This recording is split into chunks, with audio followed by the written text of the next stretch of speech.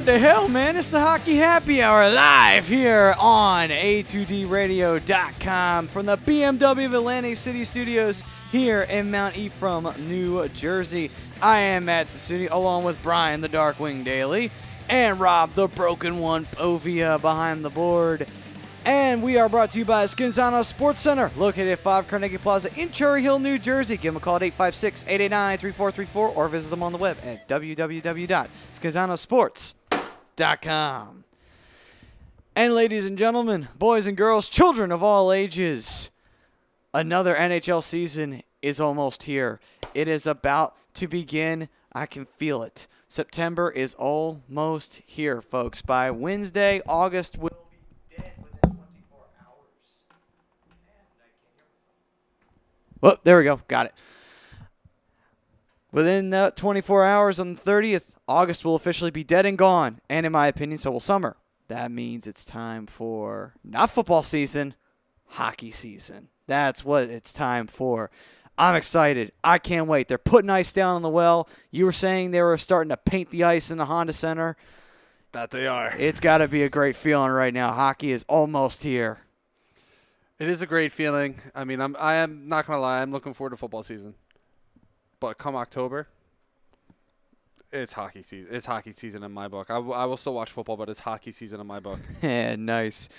Well, ladies and gentlemen, today we will be previewing the Philadelphia Flyers 2017-18 season roster. We'll be giving our projected lineups that we believe will be the case for the Flyers moving forward.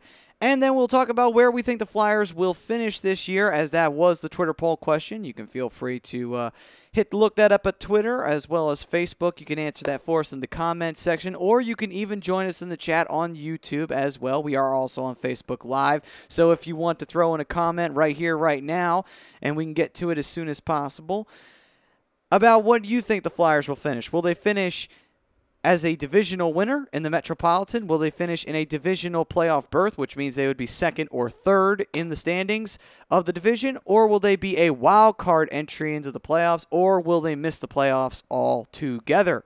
That is the options. Give your opinion. Give your choice. And remember, they're like assholes. Everybody's got one. And now, talking about the Flyers and previewing their 2017 lineup, our projected lines. I'm excited for this right now because the Flyers having the young talent that should be up this year. Camp's going to be very interesting to see. We're going to see hopefully a lot of that young talent making the opening roster. They should be able to. There are spots available. It's not like the past where spots were not available. Now they are. There's a chance here. Well, we could start seeing some of this youth finally. Youth movement is finally here for the Flyers. They have about, I believe, 5 spots available. You're going to see guys like Samuel Moran and Travis Sanheim, and those guys, I think they're really going to rev it up this camp. I think they finally have something to legitimately fight for. They know that there are spots available. They know that they could very easily earn them if they play well enough. Even guys like Nolan Patrick, who's, rookie this year, number 2 draft pick overall by the Flyers. He might even be able to make a spot on this squad. So, I mean, the youth movement's here, and I think we're going to see a lot of youth into this Flyer season, and I think it's going to be a very interesting season for the Flyers. It should be. It'll definitely be a fun season. That's what I would say. It's going to be a fun year because finally we'll start seeing some of that young talent we've been talking about, we've been hyping up, we've been enjoying, we've been wanting to see them for so long, and finally we get to see them. Finally, we get it all coming forward.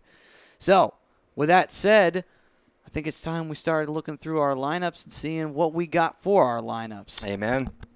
All right, then. So let's get started.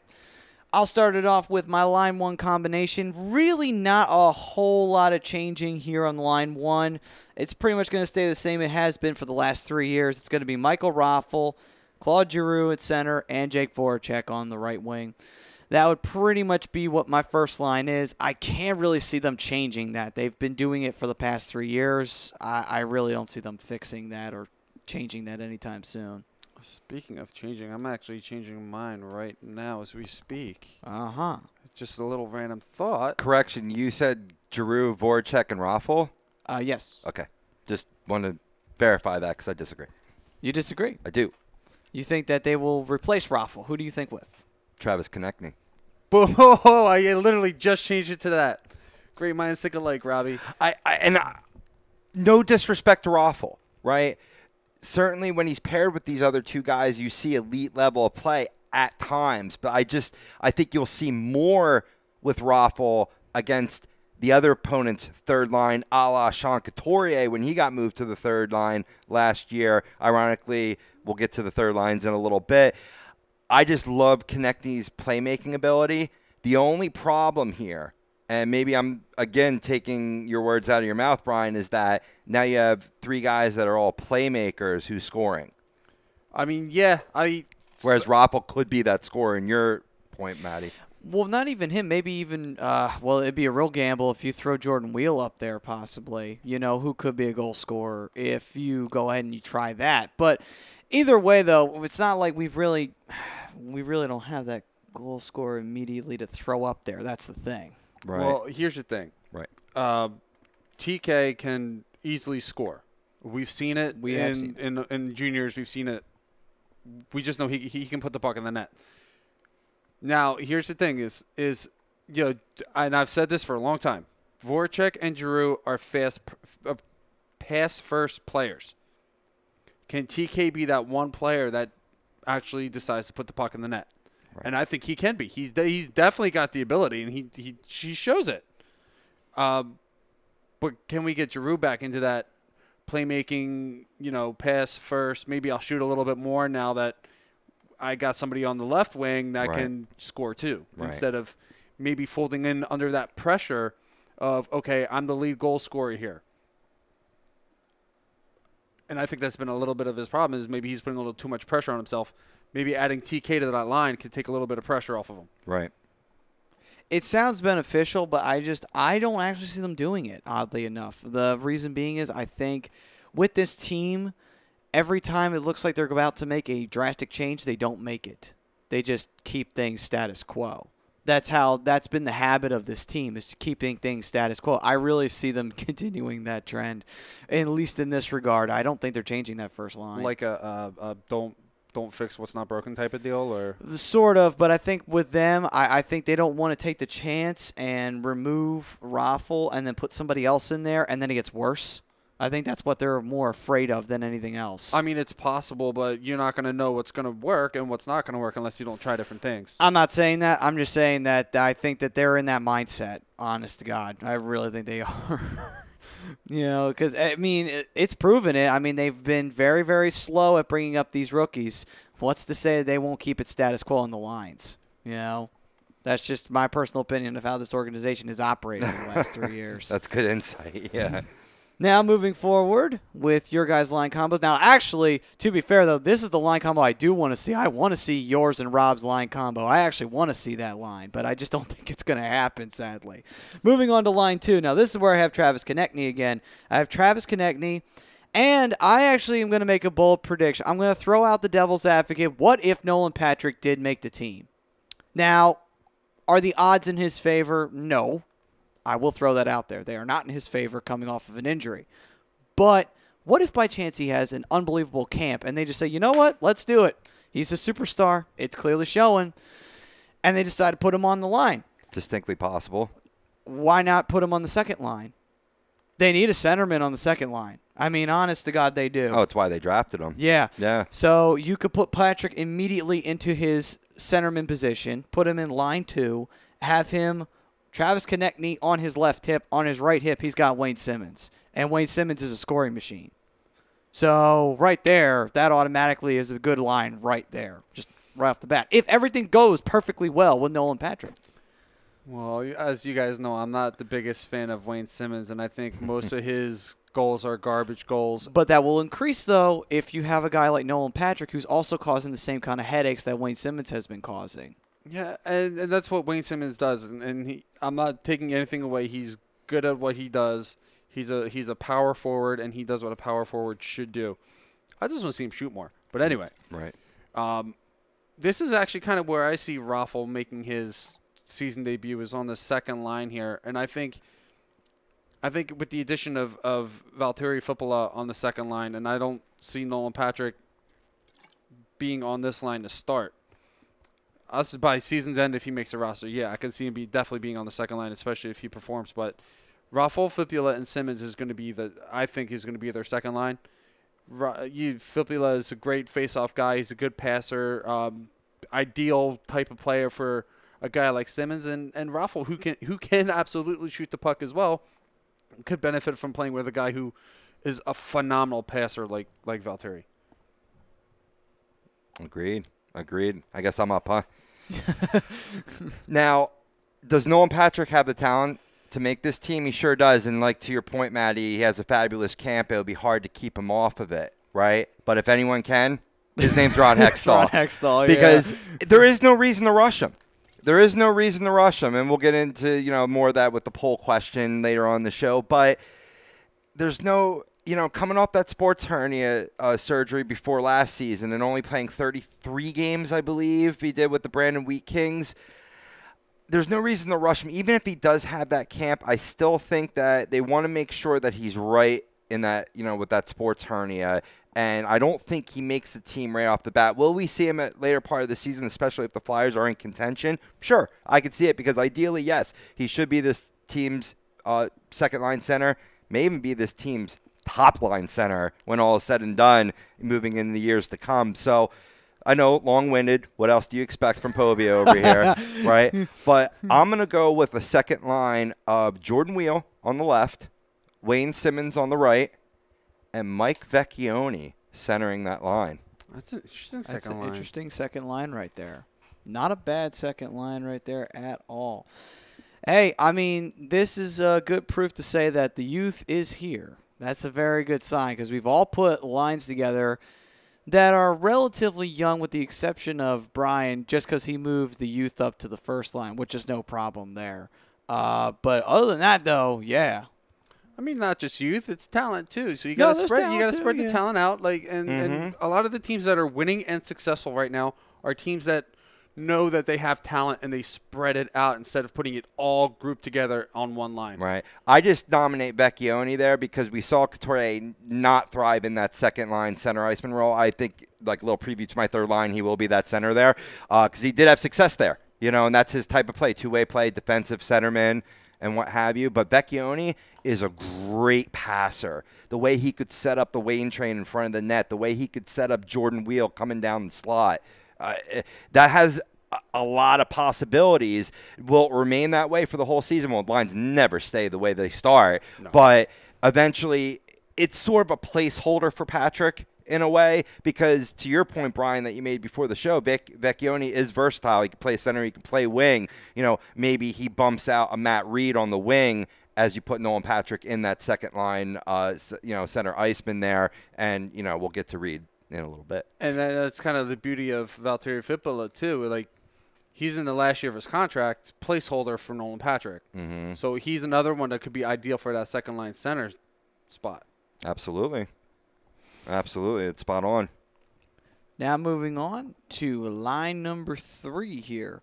And line 3 for me is obviously Sean Couturier centering. I think we've all pretty much got that universal, right? Yeah. No. Oh, okay. So a little bit of a difference. Check out the big brain on Brian. So Couturier centering line 3 for me. I have Jordan Wheel off to his left, and I put Filppula right on his right, basically. I think, honestly, not taking anything away from Filppula, but if, in my opinion, if Patrick has that, crazy camp, in my opinion, if he does, and they put him on the team, and I don't think they want to put him down to line 3, honestly, because if they want to make him they want him to produce, they want him to be as good as he can be, I think they'd put him up at that top 2 lines just immediately, just because if he's as good as they say he is, and he proves that he's as good as he can be in that camp, or he is starting to really tap into that potential early, why waste your time putting him on a lower line? You would want to start him on the high line very, very quick. Not first, obviously, because that's Giroux's spot, but you could put him in the second line immediately and get results, which is, in my opinion, what they would do, and that's why Filppula would not be centering the second line for me. And I would have him centering the third but that's where Couturier has been thriving. So you don't want to take Couturier out of the one good spot he has on this team. Or in other words, you're in Shitsville with him again. So you kind of have no choice to bite the bullet and just say, yeah, Phil, sorry. You got to go right wing here. Now, with me saying that I didn't put Couturier in center on the third line, I think that you put him at left on the third line, and this is where you find Nolan Patrick if he makes the team.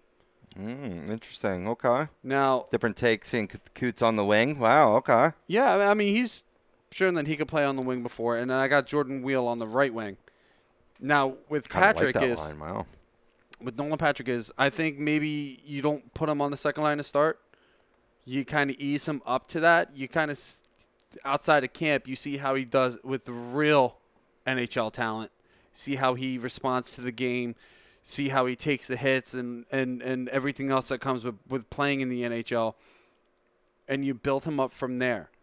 You kind of not necessarily ease him into it, but you take it step by step day by get his feet wet on the third line. And if he shows that he can play and you're seeing the results on the third line, you move him up to center on the second line. You promote him.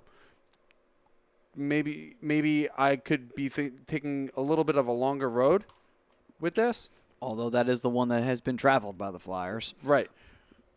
But I feel like this is the one that makes the most sense for a kid, for what, a 19-year-old, 20-year-old kid. Right. 19. What? And the other reason is, what if he doesn't live up to the potential? Demotions are taken a lot harder than promotions. You demote the kid from the second line to the third line. Yeah, it could motivate him, but at the same time, you could crush him. That's especially true, somebody that young. That's true, but if you have a smart enough coach and you have and that's the thing though, I actually am not too concerned about that because Dave Haxtell's had to deal with kids most of his career, right? And he's been very comfortable with that. I mean, all those years in North Dakota, young kids in college, some of them got drafted, some of them never did. But point is that like a young kid in his early 20s, and the same thing with a young kid who's 19 years old, if you have the right coach who can be almost a father figure in the locker room, and he can calm him down and say, listen, this isn't anything against you. This is just a decision that needed to be made because we want to make sure that you progress properly. We don't want you to get derailed in your progress, and we feel like that's what would happen if you stayed on this line. It isn't a demotion. It's more of we want you to progress, but we know if we keep you there, it will not happen. So we're trying to make sure it happens. If you get the right coach, that won't necessarily be a big problem, and I actually trust Dave Haxtell in that regard, only because of his experience having dealt with young kids most of his career. I mean, I trust Dave Haxtell completely with this team, and I know there's a lot of people out there that are already calling for his head, and I'm not exactly sure why. But no, what are you gonna? Why? Because we missed the playoffs 2 years. So what? We missed the playoffs. Big freaking deal. We knew that going into it, if we made the playoffs, it would have been a one-off out in the first round anyway. Seriously. I mean, it's not just that. This team is rebuilding. You have a coach who's been coaching in the NHL for 2 years, and you're all he somehow made the playoffs in his first year. Yeah. Well, we could thank Steve Mason for that one. And you're calling for his head the next year because he's, the Flyers had a 10-game winning streak, and then after that they kind of imploded. Well, I mean that's partially on the players too. You can't always blame the coach. You can't always blame the GM. But this is where I do blame Ron Hextall. You have a team that's falling apart, and you do minimal, if anything, to change it. Truth.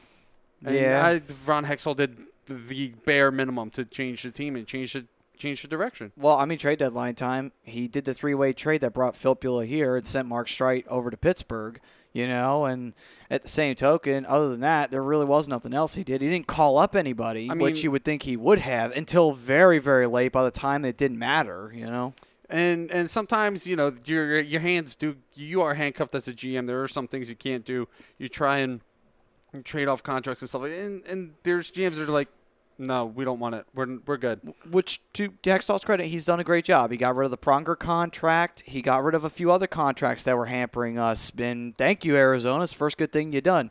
But anyway, line 3, a little bit of a difference between me and Brian. Rob, what you got in your line 3? Line 3 is where I have Raffle sliding at, and I think we saw some success from this line last year, and I don't see any reason why I couldn't continue. Raffle with Coots in the middle and Reed on the right. All right, then. If he's not healthy scratched. And Matt Reed, which is always distinctly possible. Actually, that's a line that makes a lot of sense if you think about it. Right. So now we go to line 4 on this. And line 4 right here we have, for me, I know this is going to sound like I'm really giving the kid a bad rep, but I'm not. And that's just because I put Patrick on the team. That's Mike Vecchione. I put him on left wing. And that's not because he isn't talented. It's just because I put Patrick on the team, so that forced me to have to move somebody down. If Patrick makes the team, then I could see him, like, if not, being on that fourth line, maybe even centering that fourth line, but you have him on the wing. I could see that too. Yeah. He's versatile. Yeah, and then putting Yuri Laterra, who we got out of the trade from Braden Shen. I think he's going to be centering that line. Agreed. And then Matt Reed, if he's not healthy scratched, will be on the right. And he'll probably, shift duties with him and Scott Lawton all year. That would probably be what I would see if that winds up staying for the entire season. Makes sense. Very much so. I mean, my line's exactly the same, but my ideals are a little different than Maddie's, as always. Vecchione has minimal experience in the NHL under his belt. I see him on the fourth line for now just to see his game progress. Yari Laterra is not really much of a goal scorer. He's more of a physical presence. And the one thing that I've noticed about Matt Reed is he's got more of a physical game than he does anything else. And your fourth line is typically your checking line. Typically, yes. Typically. I can see Matt Reed being a much better fourth line player with Yuri Laterra than any other position on this roster. Fair enough. So we got that on line 4. What you got, Rob? Line 4, I agree. Yuri Laterra centers that line. I think that's a foregone conclusion. I think on the right, I'll put Dale Weiss. Yeah, I think he's a quality fourth-line guy, good, strong checker, good energy guy, when he's playing right. We didn't see much of that last year, but maybe one more year in the Flyers organization does him well.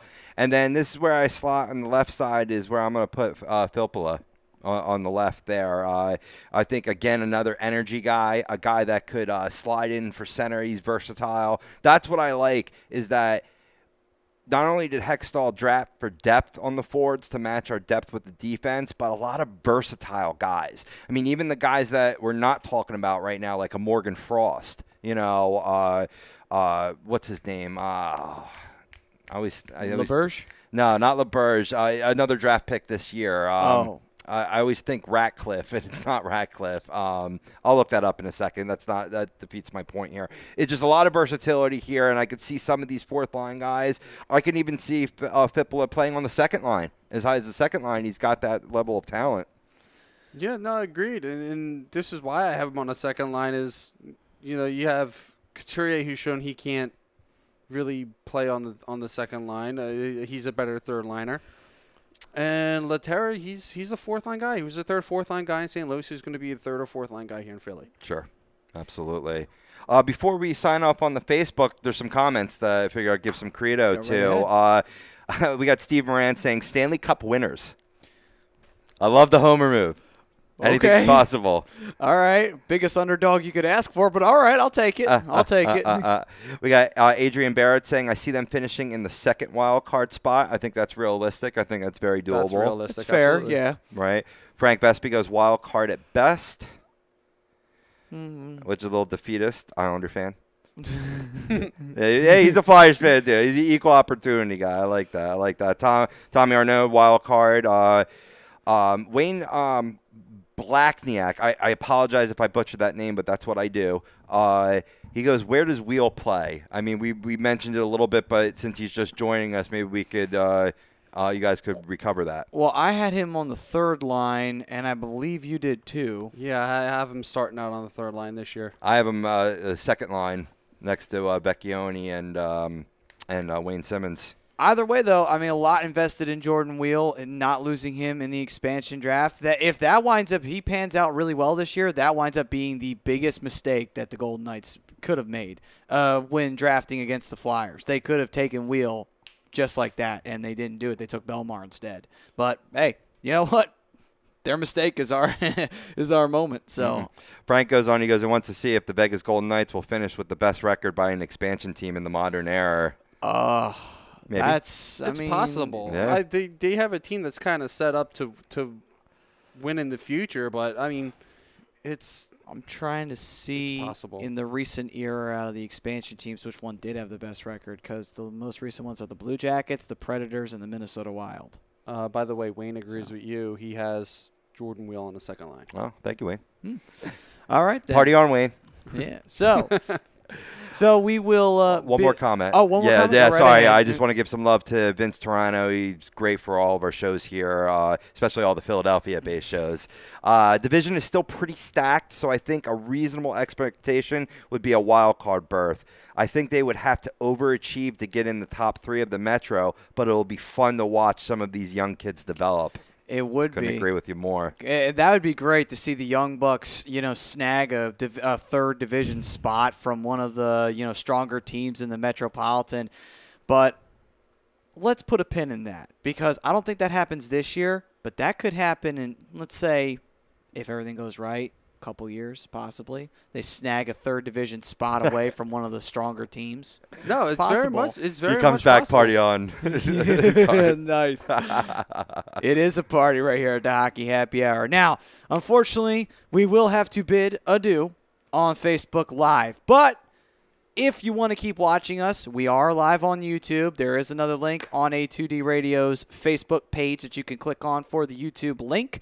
And you can continue watching the rest of the show and joining us for the rest of our shenanigans here live on A2DRadio.com at the Hockey Happy Hour. And we are brought to you by Liberty Event Rentals, located at 2154 East Cambria Street in Philadelphia, PA. You can give them a call at 267-314-7368. They got tables, chairs, tents, linens, anything for your party or event needs. And you can find them online at www.libertyeventrentals.com. This is the Hockey Happy Hour on A2DRadio.com, and we will be right back right after this.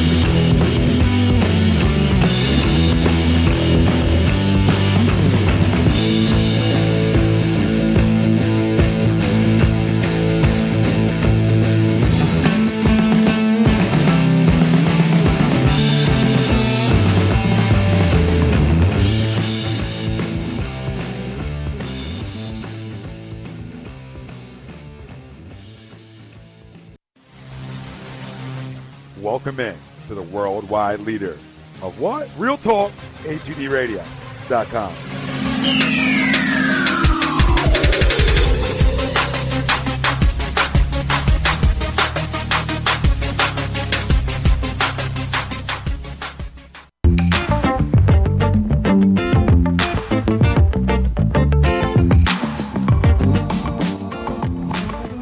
A2DRadio.com is sponsored by The Sports Outlet for all your sporting needs. Located at 703 Black Horse Pike in Glendora, New Jersey. Give them a call at 856-939-2030 or email them at sportsoutletnj@comcast.net or visit them on the web at www.sportsoutletinc.com for all your sporting needs. The Sports Outlet.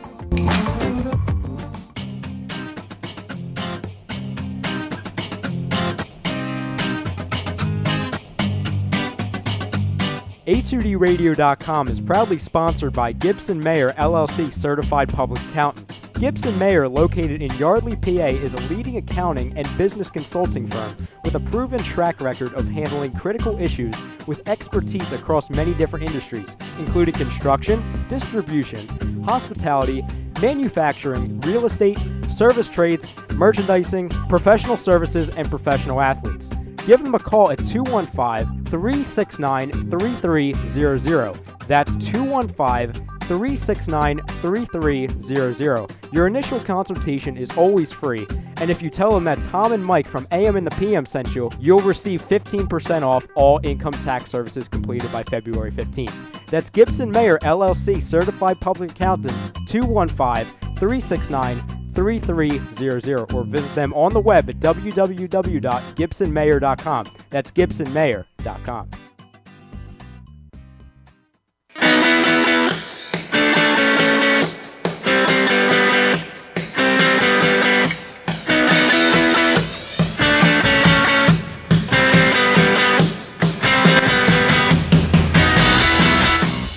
Hey, do you need to get your skills in shape? Then contact the Scanzano Sports Center, located at 5 Carnegie Plaza in Cherry Hill, New Jersey. You can give them a call at 856-889-3434 or visit them on the web at www.scanzanosports.com. John Scanzano offers individual, semi-private, and team training lessons in hitting, pitching, catching, outfield, along with turf rentals. The Scanzano Sports Center is equipped with a 31,000 square foot indoor facility, 4 batting cages, and a 4,000 square foot strengthening and conditioning room. So what are you waiting for? Contact the Scanzano Sports Center today.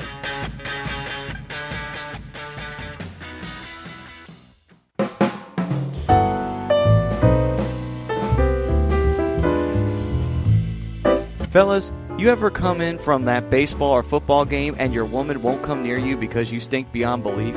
Then you need Soap Stash. You should never settle for a generic hygiene product that only covers up the stench. Treat your skin with the best nutrients. Feel clean with the only soap you'll need. The highest grade carrier oils are ingrained in all of their products, which are 100% natural and terrific for your skin.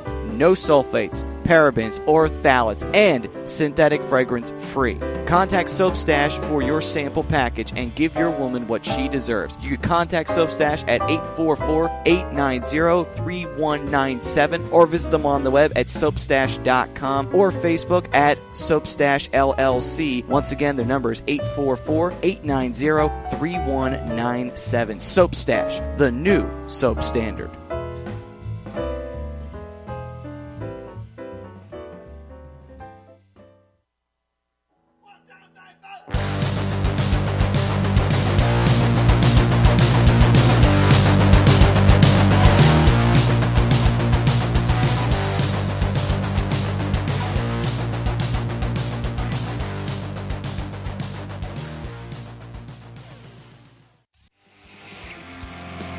You're listening to the Hockey Happy Hour, only on A2DRadio.com.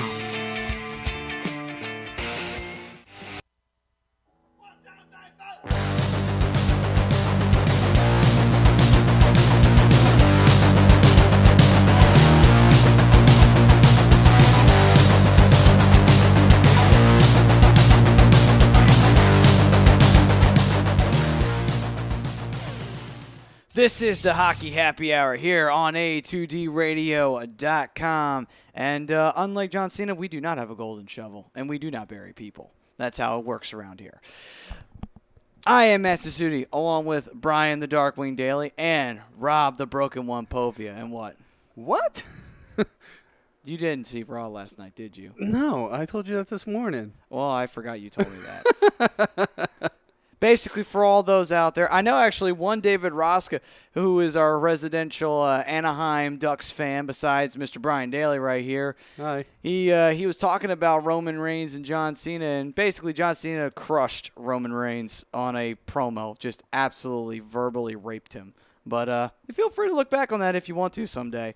Meanwhile, the Hockey Happy Hour is brought to you by The Sports Outlet for all your sporting needs, located at 703 Black Horse Pike in Glendora, New Jersey. Give them a call at 856-939-2030. Email them at sportsoutletnj@comcast.net or visit them on the web at www.sportsoutletinc.com. So guess what, Maddie? What? The Air Canada Center is no longer the Air Canada Center. It is not. What is it now? Not. It is now for the next 20 years over $800 million on this deal. Jeez, I want some of that money. The Air Canada Center will now be known as Scotiabank Arena. Scotiabank Arena. Corporate bureaucracy. Ugh. Yeah. And by the way, I was wrong off the air when I actually told you about that. You were right. Ottawa is the Canadian Tire Center, not Scotiabank Center. It used to be, though. Like, it was the Scotiabank Center literally like 3 years ago. So See, that's what I thought, and that's why I said what I said. But you were absolutely right about Calgary, though, being the Scotiabank Saddledome. So, yeah, Scotiabank now has 2 arenas again. It has the Scotiabank Arena in Toronto, and still has the Scotiabank Saddledome, which it's had for quite some time, actually. For now, I know Calgary's in a battle for a new arena right now with their government. I don't know if I would call it government or not, but they're trying to get a new arena in Calgary, or they're talking about leaving Calgary. So What? The Flames leave Calgary? Do you want to see the fans burn Calgary to the ground? Like, Literally. like that's not a good idea. I'm just throwing that out there. I mean, it's just I think it's kind of weird that we're going to be calling the Air Canada Center the Scotiabank Arena now. I'm going to keep just calling. doesn't feel right. I'm going to call it the Air Canada Center like 4 or 5 times by accident, just because it's just it rolls right off the tongue. It just sounds like it should be called the Air Canada Center. Or the Maple Leaf Gardens, whichever one you want to call it, but that's no longer around. If it makes you feel any better, I still call the Honda Center the Pond from time to time. Well, technically, it is the same building. It is the same building. So, I mean, you could get away with it. Yeah, I mean, Air Canada Center is still going to be Air Canada Center. I get that, but you can't call the Air Canada Center the Maple Leaf Gardens because it's not. Oh, that's true. That's true. Yeah, that isn't that building anymore. At least with the Honda Center, you can get away with calling it the Arrowhead Pond because it really technically is still the Arrowhead Pond. I got you. I'm following you now. Picking up what he's putting down. Yep. I mean, hell, we could still call the Wells Fargo Center the First Union Center because every single time at the end of the year, the Sixers and the Flyers say F you every single time. But anyway, that's a different story. Back into our preview of the Flyers lineup.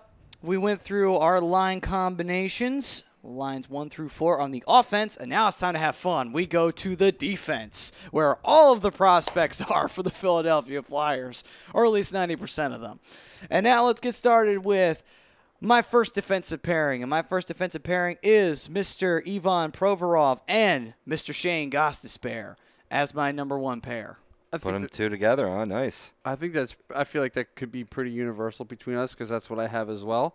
They're the 2 best defensive prospects and players that are currently on the Flyers roster. There's no sense in not putting them together. Absolutely. And one thing, though, that will definitely elevate the game, though, of Provy and Ghost, though, is imagine their special teams capabilities. With new special teams coach, what's his name? Kevin Knobloch? Is that who it is? Oh, yeah. You're right. But, yeah. Chuck's brother? Is that really Chuck's brother? Because I'm really curious. That'd be funny. I just thought it sounded funny. I mean, if you think about it, it could be. Could be. I mean, how many other Knoblocks do you know? Does he have the yips like Knobloch did? Oh, my gosh. Don't even get me started on that. But yeah, though, I mean, just imagine that offensive capability, though. I mean, Provy and Ghost. I mean, Provy could set up Ghost any day of the week, and Ghost could he could put the puck in the net anytime he wants to. I mean, Provy's the same way, and you put him on the first playoff or power play line, and oh man, that's nice right there. Losing Braden Shen may not be as big of a deal as it was. I think it's gonna be. I really, if we put that together, it doesn't matter. It really is irrelevant. I mean, TK, Giroux, Voracek, Wheel, Patrick, Simmons, Vecchione, like they all have some. And if they haven't already proved it already, they have some huge offensive upside, and that could be a killer power play. It could be. Rob, remember back a couple years ago when the Flyers power play was the key to Philadelphia's success. And Brian, you have to remember those days too. I mean, the Flyers weren't great on even strength. They weren't anything to write home about. But man, if you took a penalty, you paid for it. 90% of the time, you paid for it against the Flyers. So we can get back to that. That'd be great, man. Just a dangerous power play. If you take a bad penalty and you could cost yourself the game right there. That'd be awesome, personally. Rob, what you got on that first defensive pair? Oh, I knew you were going to come to me, man, and I'm still have some question marks here. But I'm going to do it. I don't know why I'm going to do it, but I'm going to do it. I got Provy online, but I have him with Andrew McDonald. I know. Okay. I'm I mean, Andrew is the vet, but there is one problem. He does suck. Listen, if you weren't already in the corner, I would put you in the corner for that one. I know it's tough, man, but it's like you're paying him the money, and it's like you don't have to put him on the number one defensive pair and get the most time on ice. But with more time on ice, when you give him more of an opportunity, his game actually rounded into form last year. If you think back on it a little bit, especially offensively. And it's like, the two of them can work in tandem in terms of who stays home, who rushes, And I think more often than not, that'll be Provorov rushing. But he's versatile like that, and Andrew McDonald can be just a good pairing with him, a good mentor as he maturates along. And I think it's a good suggestion to put Ghost and Provorov together. But again, much like the offensive lines, you don't want to put all your eggs in one basket and then leave yourself thin throughout the other pairings. Well, he justified that pretty well. He did. He definitely did. It makes I still should be sitting in the corner where I am now. Yeah, you Andrew sit McDonald. there and you think about what you did. Right? Ugh. But at least you did a decent job of justifying it. Yeah. You almost sold me on that. Almost, right? But here's Almost. the one thing, though, that will tip it back into Ghost's favor, though. And here's the reason why. Is Ghost had the ability to quarterback a defense. And this is the opportunity for him to take that and say, yep, I'm the defensive captain. There's no more debate. There's no more nothing. I am the captain of this defense. I'm the captain now. Because there's no Mark Streit. There's no Chemo Timonen. There you go. That's all you need right there. Yeah, I mean, let's be honest. It's Ghost defense, and it's a young defense at that. Gudis being the vet, and Gudis being only 24, 25. Something like that. I know he's in that ballpark. I know he's still relatively young, too. He is. So, yeah, it's a good young defense that the Flyers have now, and I can't believe I actually just said that. It's been a long time since I've muttered those words. Yeah. It's been a long time since you've had to utter the word good and defense in the same sentence when you're talking about I'm sorry. I haven't Flyers. given out the rest of my defense A yet, little so. older, but not much. 27. 27. Mm-hmm. Still relatively young for the Oh, most yeah. part. It doesn't so. defeat the point, but Wow. Why did I think he was that much younger? Well, I mean, he came in. I think he came into the league a little later than other players. That's why. he only came in the league, as far as I'm concerned, when he put on orange and black. I don't count Tampa Bay days. I mean, well, Do they have a hockey team? I haven't even heard of them.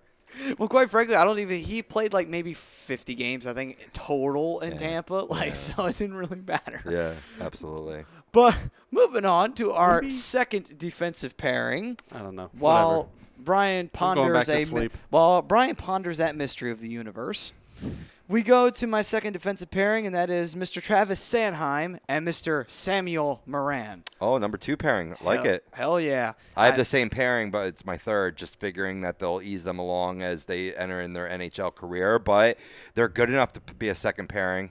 I mean, I think that whereas my Nolan Patrick one is a bit of a crazy one because he has not tasted NHL experience, at least Morin and Sanheim did have some NHL experience. Not a lot. They had that minimal at the very end, but they do have a taste of it. They do. And the way you're drawing it out, man, so you're saying your top 4 defensemen are Provorov, Ghost, Morin, and Sanheim. Let the future begin now.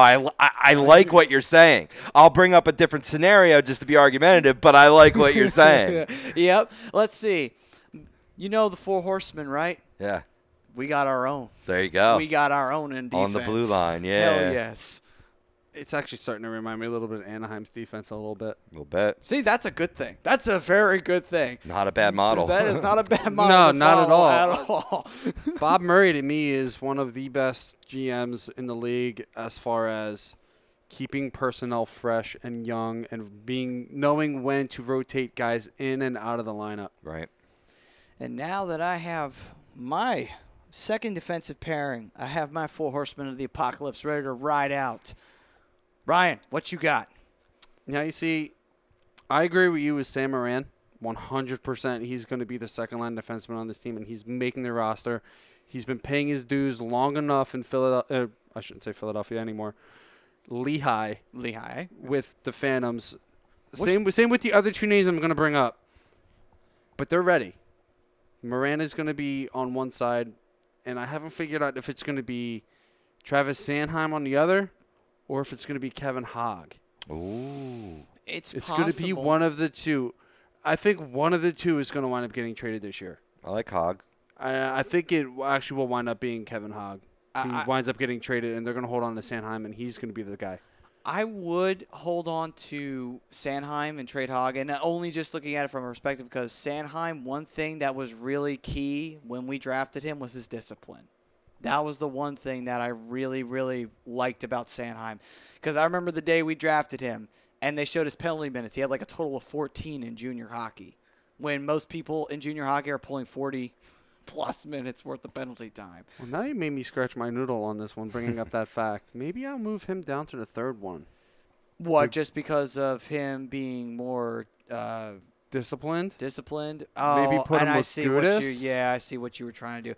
No, don't do that to the kid. Do not handicap him. Well, maybe Sanheim could teach Gudis how to be more freaking disciplined. Nothing's going to teach Gudis how to do that. And not only that, Gudis has already got a reputation. You know that as well as I do. He'll get called for clean hits. He got it last year. He'll get called this year for clean hits. Reputations can change, though. Reputations can change. It takes more than one season, though. It takes a little while for people to realize, he used to be a guy who used to beat the crap out of people. Now he's a better player. Now he actually puts out clean hits. Maybe but he get a little bit more respect from me.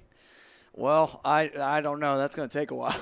It's going to take a long while, but honestly, I think maybe if you put Sanheim with Gudis, maybe a little bit of toughness from Gudis can rub off on Sanheim, and Sanheim can rub off some discipline on him. Well, that's true. But I hear that. Tracks flies.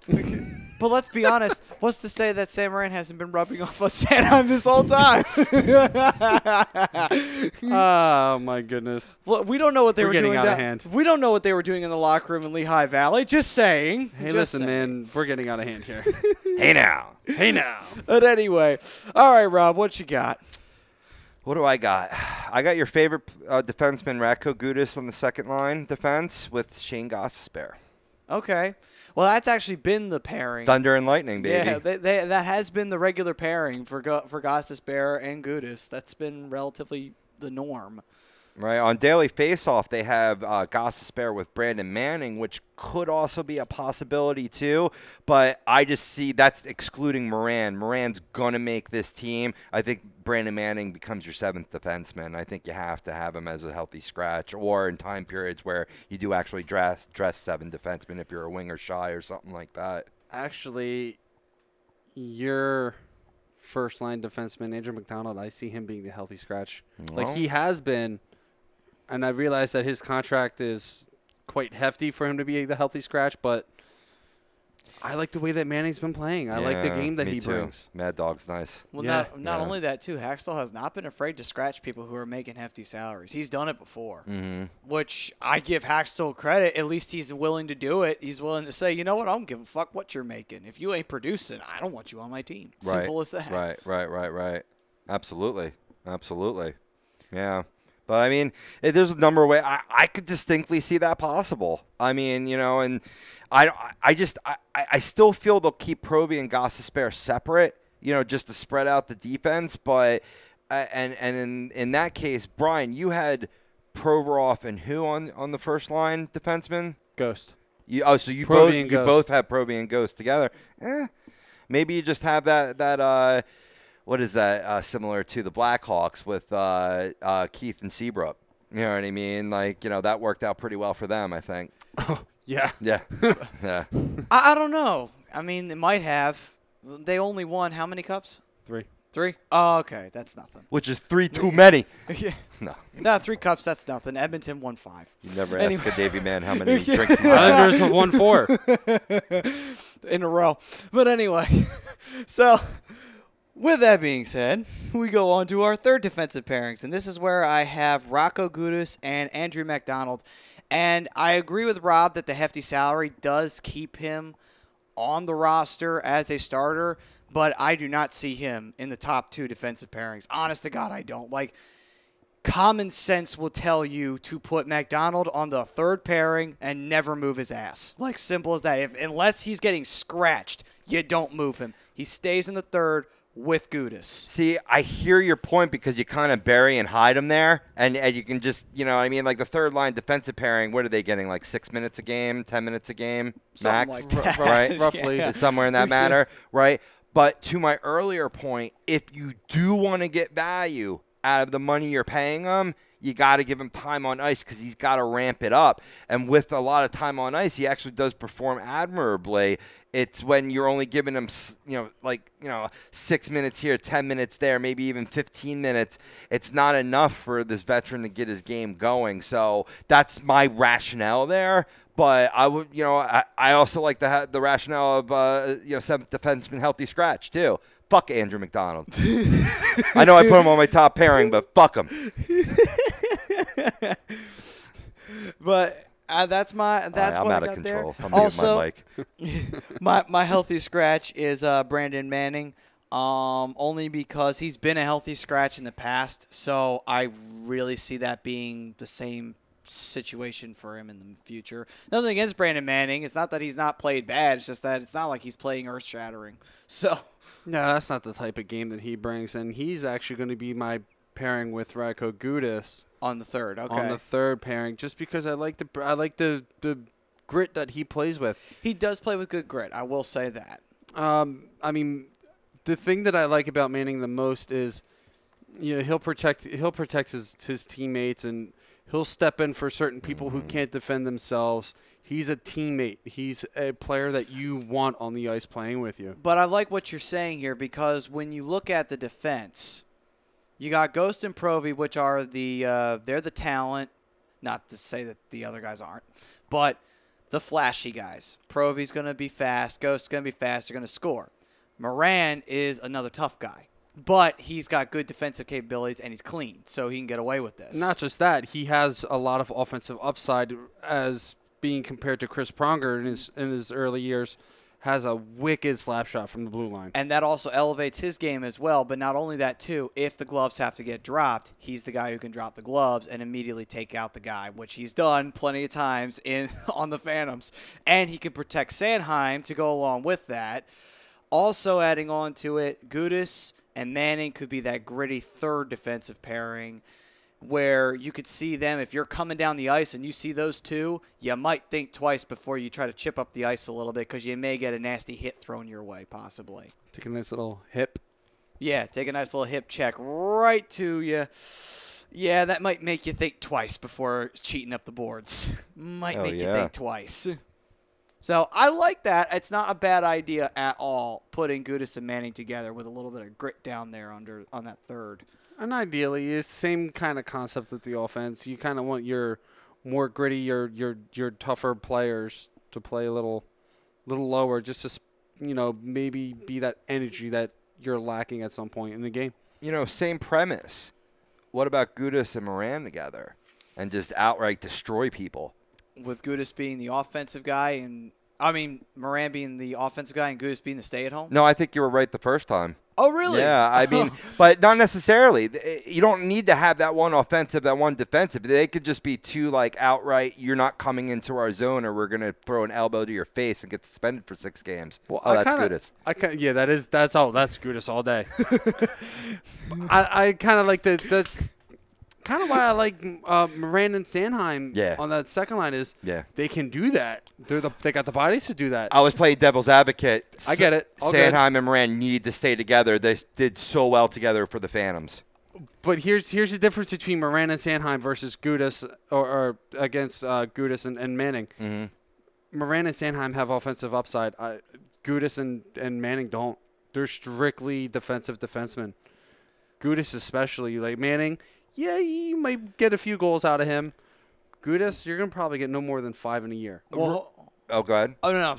Sorry. You go ahead and make your point, Rob. I'm going to say really quickly, I agree with you, but don't forget about Gudas' shot from the point. A lot of times he has gotten success of hitting the net, which Gostisbehere struggled with last year hitting the net. He almost always hits the net. And a lot of times he throws up that knuckler that his success rate on those shots and actually scoring goals is pretty high. Right, which is where I get, which is why I'm thinking he'll have no more than 5. Right. He's going to score from time to time. Every player's going to score from time to time.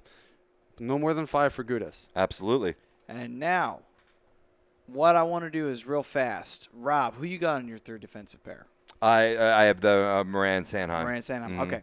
So you have Moran Sanheim on third defensive pair.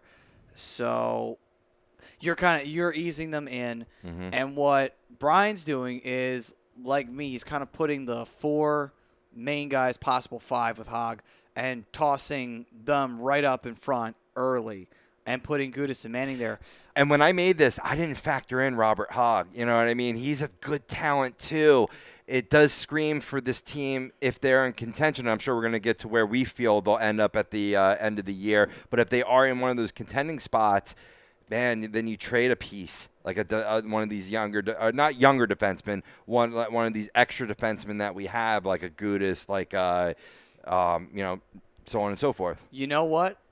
Maybe we might finally be seeing the end of this Andrew McDonald tunnel because his contract's still not up for a little bit. 2020, right? Yeah. So what if you could package a deal where you send Robert Hogg out and Andrew McDonald? Because think about it. Think about it. If a team takes on, you really want Robert Hogg, and you don't have to do anything with McDonald. Really, you honestly don't.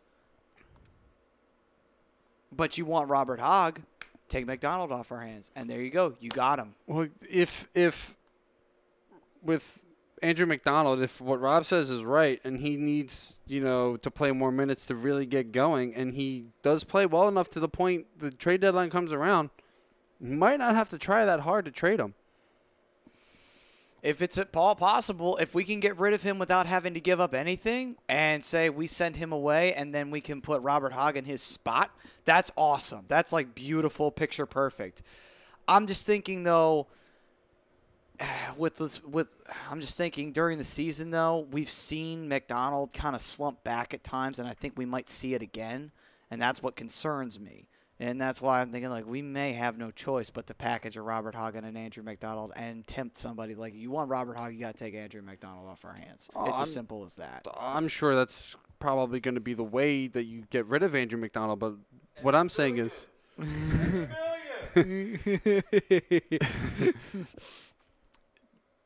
a package of Robert Hogg and Andrew McDonald would be a bit more appealing. I shouldn't say attractive. Appealing is if Andrew McDonald is playing a half-decent game. That is true. That is true. But, hey, you know what? That is exciting. I love talking about this defense. This is the best part of this whole thing is projecting this defensive lineup because it's going to be crushing teams. Just projecting this entire team right now is exciting. It's like I've been saying for a couple years now, this team has a bright future. It does. And it's starting to form. It is. It is. The sun is bright in Philadelphia. It's always sunny in Philly, right? It's definitely sunny right now. That is for sure. But it's actually raining outside. Anyway, so sun's still shining. It's just above the clouds. It's just above the clouds, yes. When we come back, it's time for us to do the goalies. Probably won't take too long. And then after that, we'll dive into certain Flyer, legendary Flyer, who is getting his jersey retired and put up to the rafters. Then after that, we'll talk about our great and our favorite Flyer moments. That's on the other side. But first, talk to you about the BMW of Atlantic City. We are in the BMW of Atlantic City studios. And have you ever wanted the ultimate driving experience? Well, then you got to go to BMW of Atlantic City. Either easy to get to, they are minutes off of exit 37 of the New Jersey Parkway, and they are located at 6037 Black Horse Pike in Egg Harbor Township, New Jersey. And you can give them a call at 609-568-9200. And you can visit them online at www.bmwatlanticcity.com. This is the Hockey Happy Hour on HUDRadio.com. Do not go anywhere, folks. We have got plenty more coming your way.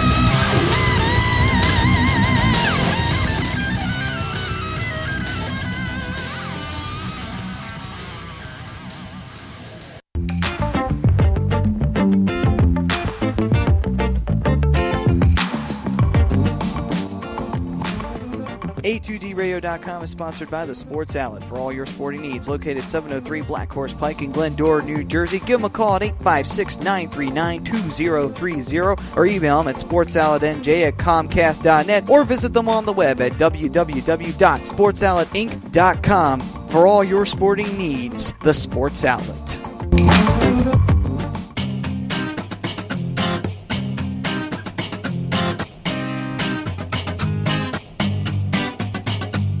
A2DRadio.com is proudly sponsored by Gibson Mayer LLC Certified Public Accountants. Gibson Mayer, located in Yardley, PA, is a leading accounting and business consulting firm with a proven track record of handling critical issues with expertise across many different industries, including construction, distribution, hospitality, manufacturing, real estate, service trades, merchandising, professional services, and professional athletes. Give them a call at 215-369-3300. That's 215-369-3300. Your initial consultation is always free, and if you tell them that Tom and Mike from AM and the PM sent you, you'll receive 15% off all income tax services completed by February 15th. That's Gibson Mayer LLC Certified Public Accountants, 215-369-3300, or visit them on the web at www.gibsonmayer.com. That's gibsonmayer.com.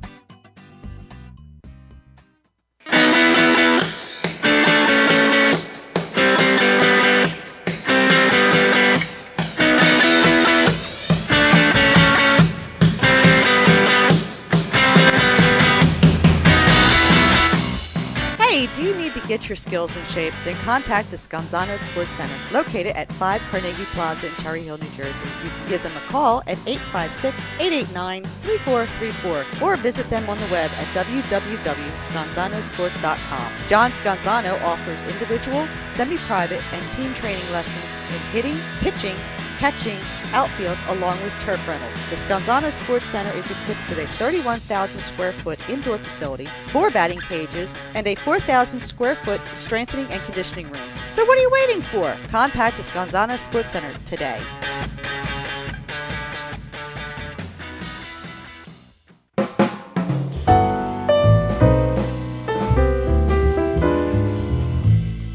Fellas, you ever come in from that baseball or football game and your woman won't come near you because you stink beyond belief?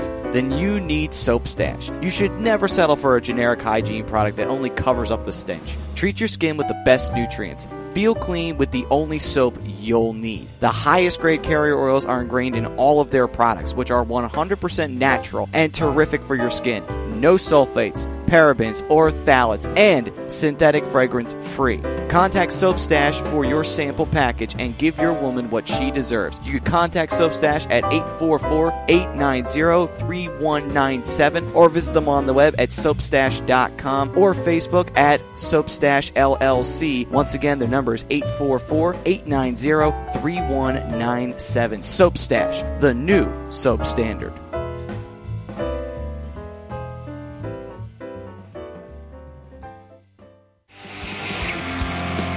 You're listening to the Hockey Happy Hour, only on A2DRadio.com.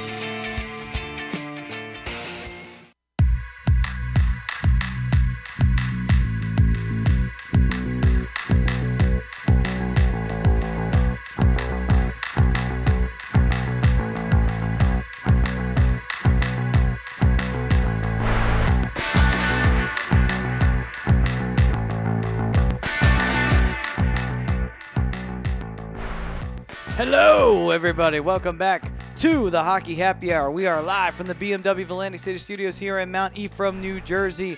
I'm Matt Sudi. This is Brian the Darkwing Daily. And we got Rob the Broken One Povia behind the board.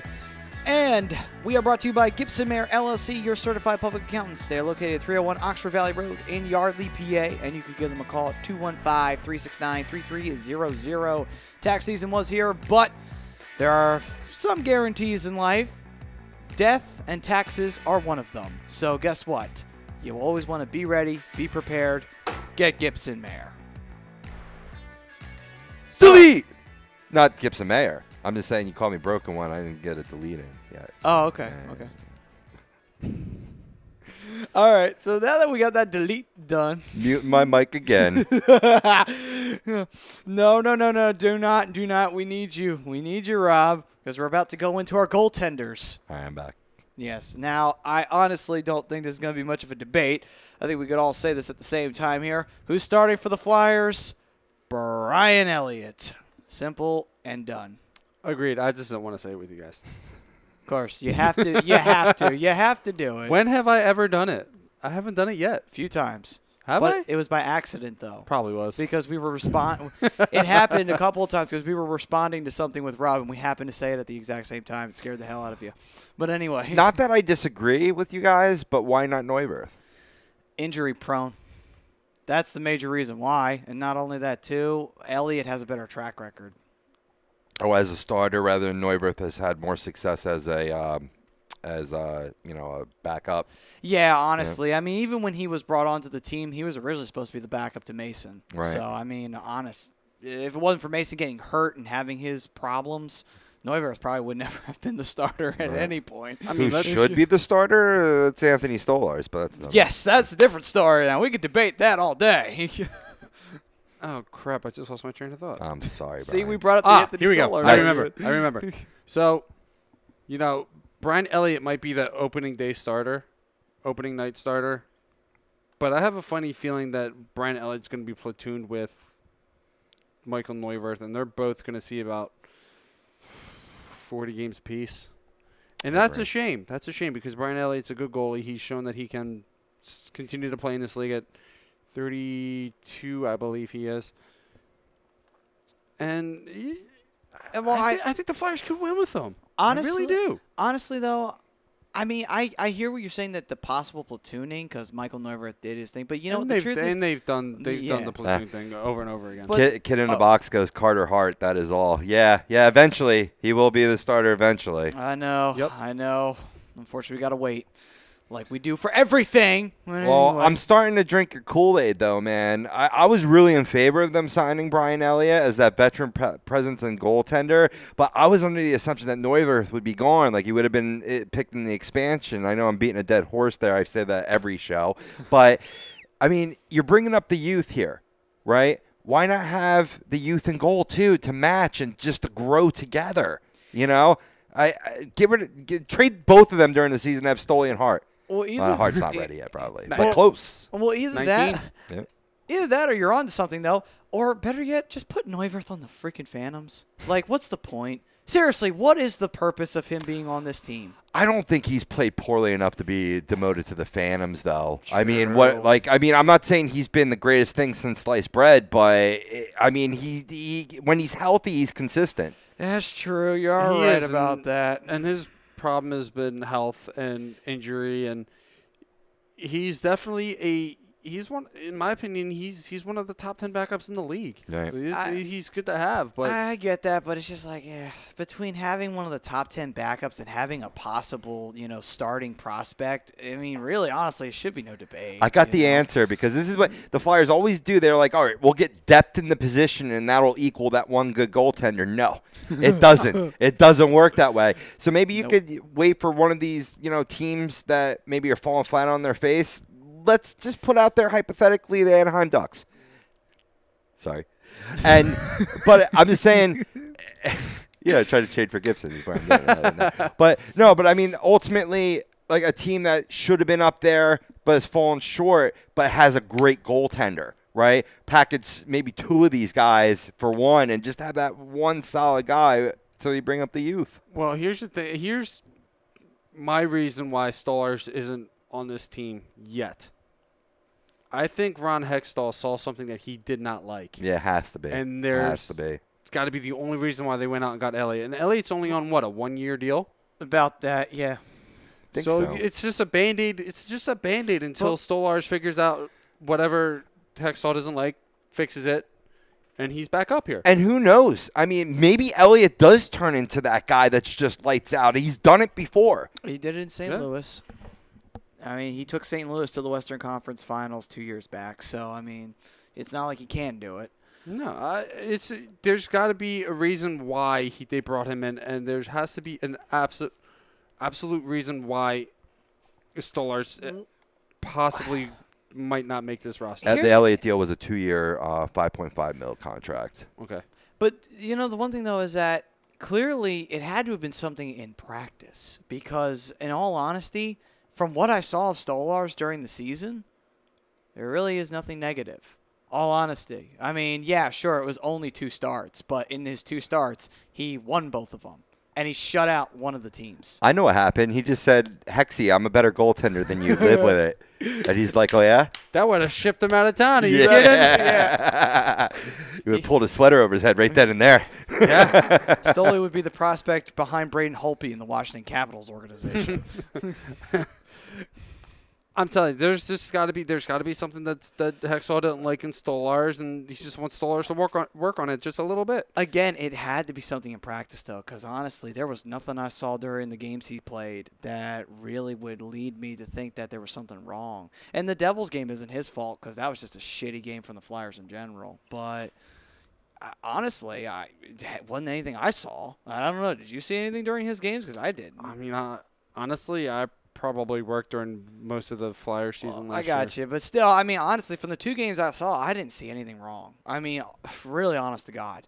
But it had to have been something, I guess. Either way, though, Stoley should be on this roster right now. He should be the backup to Elliott. If they were going to do this properly, Elliott would be the starter, yes, still. But he would be the mentor to Stolarz. If they were going to do this the proper way, that would be the way you do it. I mean, ideally, that's still not out of the realm of possibilities. True. I mean, they could, and I'm not trying to start like any speculation or anything like that. They could be shopping Neuwirth still. That possibly, I mean, when we get to the trade deadline time, I think that's when we'll really start to see that talk get hampering up, possibly, if Neuwirth doesn't wind up getting himself hurt like he always does again.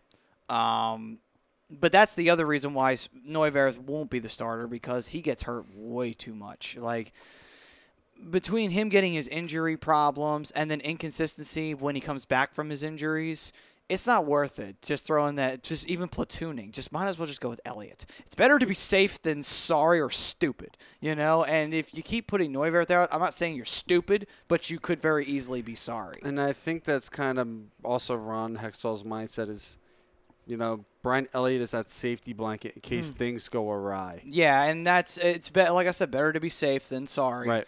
You know, and that's what Brian Elliott is pretty much. He's the Band-Aid on the cancer. That's Again, pretty much it. again, Kid in the Box comes up with a great point. They're probably keeping him to see who's going to perform better with a new young defense. That's the thing, is that, Brian, you've said it once, if not 1,000 times on this show, the goalie's only as good as the defense in front of him. Agreed. Yeah, very, very true. Yeah. And, I mean, this is the first time we're really debating on a Flyers defense that could be very, very solid moving into this season as compared to last year, where we clearly saw that this defense was going to be shit. Yeah, But because on top of every defensive man that we've mentioned, we didn't mention Philip Myers either, and he's a talent too. that's true. Yeah, unfortunately, I think Philip Meyer, he might have a shot at making this roster, but I don't think he will, for the sake that he won't have a starting spot, and you Right. want a kid like that to continue playing, continue progressing and growing. Agreed. Yeah. And the only way that's going to happen is if he goes back to Lehigh. Yeah, obviously. I mean, that's clearly why they put Stoley down back in the Phantoms. It's because they want him to play. And- Yep. It's but- better. It's better to have these guys continue to play down in Lehigh versus sitting on the bench or sitting up in the rafters with the other healthy scratches. Just sitting there. Right. I mean, it's beneficial to a point, sitting there watching a game from above and just seeing how the game works at the NHL level if you're a young kid. But if you're not out there playing it, it's only going to do so much. Yeah. But again, though, it just, after giving a couple of starts, you kind of feel like, okay, we're starting to see it. And then to see this happen, it just kind of, I'll say it again, it just feels like a smack right in the face to Stoley for doing nothing wrong, you know, honest. But again, if Hexy saw something in practice he didn't like, then he saw something in practice he didn't like.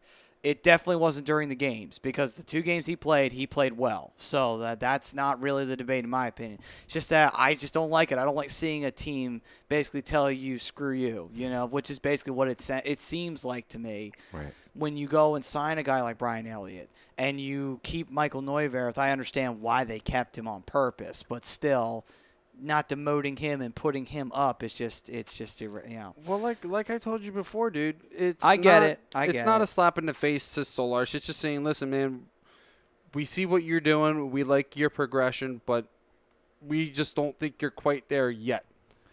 And you're getting there. Yeah. Which is why they would sign Brian Elliott to a 2-year deal. And bringing me back to Dave Haxtell, having coached a lot of young guys in his day. He can easily talk to a guy like Stoll and say, listen, this isn't like, you're never coming back. This is more of a see you later kind of thing. We just need you to progress just a little bit further, and that's why you're not here right now. But that doesn't mean that you're not going to be on this team. As soon as it's open, you're on. And I think that's what the message that Hexall is saying too is, not yet, but you're getting there. You will be here before you know it. Yeah.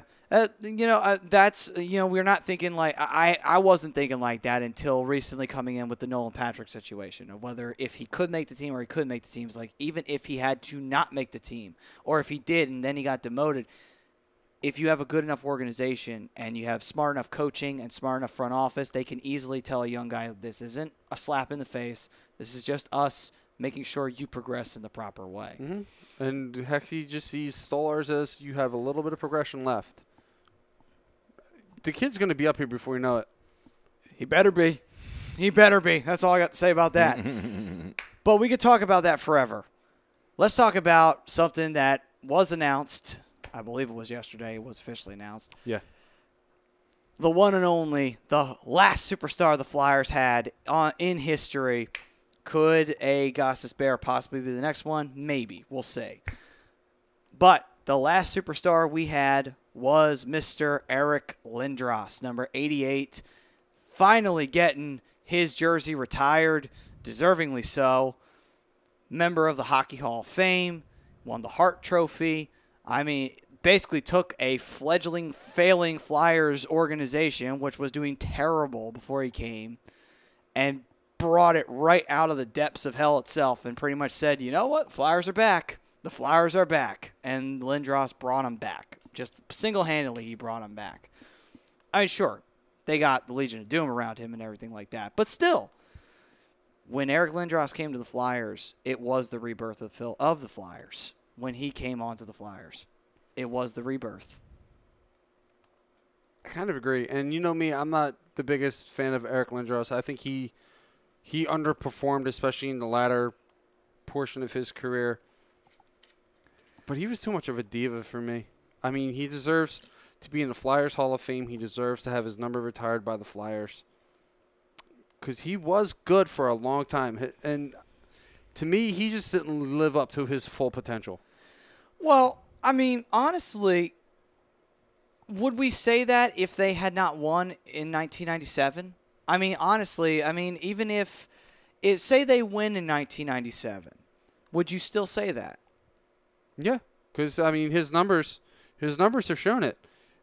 Especially after his concussion issues, his numbers have just kept plummeting and plummeting. Well, I mean, I think a lot of that was due to the injury itself. I think that's 90% of what happened there. I think he had a tremendous skill set. He was the birth of the power forward position.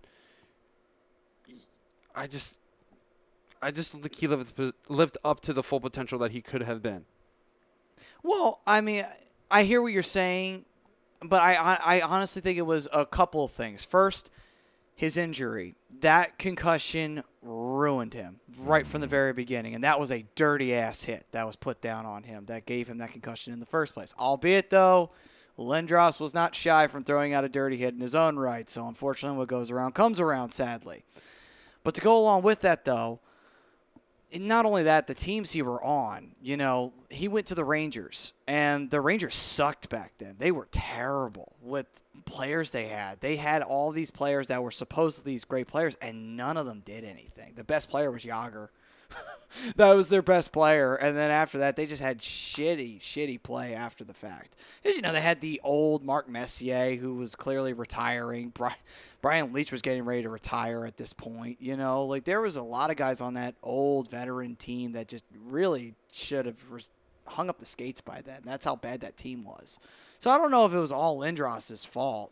He wound up on a bad team, I'm not necessarily blaming Eric Lindros because Eric Lindros was a 4-time 40-goal scorer.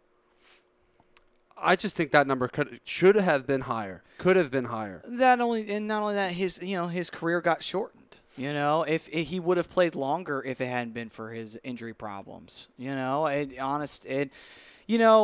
It's hard to say. Like if that injury had never happened, would he have played his entire career with the Flyers? I would say yes. He would have played his entire time with Philadelphia. I don't know if he would have gone that far with the Flyers because you remember him and Bobby Clark had a huge that's true. disagreement, They which did, is why he wanted to be out. Well, yeah, but I mean that Two was Gabadoses right there, I tell you. But it was based around that issue. It was based around the injury. I mean, it was based around that concussion. If that concussion doesn't happen, do we say that happens? Do we say that they get into that squabble, which then leads to Eric Lindros saying, fuck you, and leaving? I don't know. I mean, his first year with the Rangers, 37 goals. He was on that 40-goal border. And then the next year, 19. The year after that, 10, 11. His final year with Dallas, he only had 5. I mean, granted, 2002-2003 with the Rangers was his last game where he basically played a full season. Yeah, so, I mean, it's just – I think it was just a matter of, the problems with his injuries, because this was a time period before the post-concussion syndrome really became a thing, and I'm pretty sure he probably suffered from it, most likely, and he continued playing, and I'm sure that had to hamper it too, to add along with it, because let's be honest – for example, if Chris Pronger had not been diagnosed with post-concussion syndrome, would he have stopped playing? He probably would have gotten back. Chris Pronger? Yeah, because, I mean, that's the major reason what kept him out of the Flyers locker room. He might very well have kept playing if he had not been diagnosed with that. Oh, for sure he would have. Oh, yeah. I mean, I think that's honestly what you see there with those numbers. A post-concussion syndrome that was not diagnosed because it wasn't diagnosed back then. I mean, really, concussions have only become a major thing in recent years. I mean, there was that long debate with football when that was starting to be diagnosed finally. Now, post-concussion syndrome is starting to become a real thing. And I honestly think that's half of the reason why is most of those injury problems that came back to haunt him, really. No, I mean, I think the injuries is really what held him back. And, again, I just think he lived up to the potential. He's definitely a Flyer for life. He's definitely worthy of the Flyers Hall of Fame and having his number retired. And I think he's a Hall of Famer. I just don't think he was a first ballot Hall of Famer. I don't think he should have been in before Teemu Selanne. I don't think he should have been in before Paul Kariya. We don't need to get into this debate. Let's leave that can of worms where it lies. I'm just saying. Wow. I just think he just didn't live up to his full potential. I think he could have been so much better than what he was. And I agree with you. I agree with you wholeheartedly. I think he had the numbers to get in, and he did, but whether it be first ballot, second ballot, whatever. But, see, from my memories, him coming into the league, the NHL never saw anything quite like Eric Lindros, where you take that strong frame with speed and skill and able to score and able to pass the puck. It was just a great combination, and it lit the world on fire. It lit the NHL on fire. But unfortunately, what comes with that, when you are that big bruiser with speed, comes contact your way too. And he never got the calls like some of, and I this is a little homer hat on, but I think it can be agreed upon, even if you're not a Flyers fan, that he never got the calls like some of the other greats did. And the combination of his style of play with not being protected. Now, some of that comes upon the players around him not protecting him maybe as well as they should have. Maybe he wasn't the best locker room guy, but it led towards an early career, or an abrupt end to his career, I should say. If anything, Lindros is like that white flame. It burns real hot, real fast, and then it goes out. It burns the quickest. That's basically what happened. He burnt really bright, really fast, because immediately when he started playing for the Flyers, he immediately made an impact. And then when they put LeClaire with him and Renberg, and then you had Desjardins captaining the defense, that team was built to win a Stanley Cup. And then they just kept going and going and going, and everything that could go wrong went wrong every time they got into the postseason. Well, jumping back off to what Rob said, about him, being big frame and kind of revolutionizing the power forward. That's what he did. He revolutionized the power forward position. That's what he was. Now, I'm not saying that he wasn't good. I'm saying he had the skill set to be great. And I just don't think he got there. Right. He's worthy of everything that he has. I mean, it'll be a debate till the end of time, really, because, a lot of people will say, yeah, he was great for the time he played. And then there'll be those who say, yeah, but he never truly lived up to his full potential. There will always be that debate because of the fact that he had such a shortened career, that he did suffer from his injuries, that at the same time he also did not win a Stanley Cup. And there will always be that debate, And is it all his fault? No. But it's always just going to be a debate at the end of the day. And he was a bit of a diva, and everybody knows that. He was not, he was not shy to say if he was upset with something, and him and Bobby Clarke, they had at it. And when you put two egos like that in the same room, they ain't big enough for Philadelphia. There's only room for one.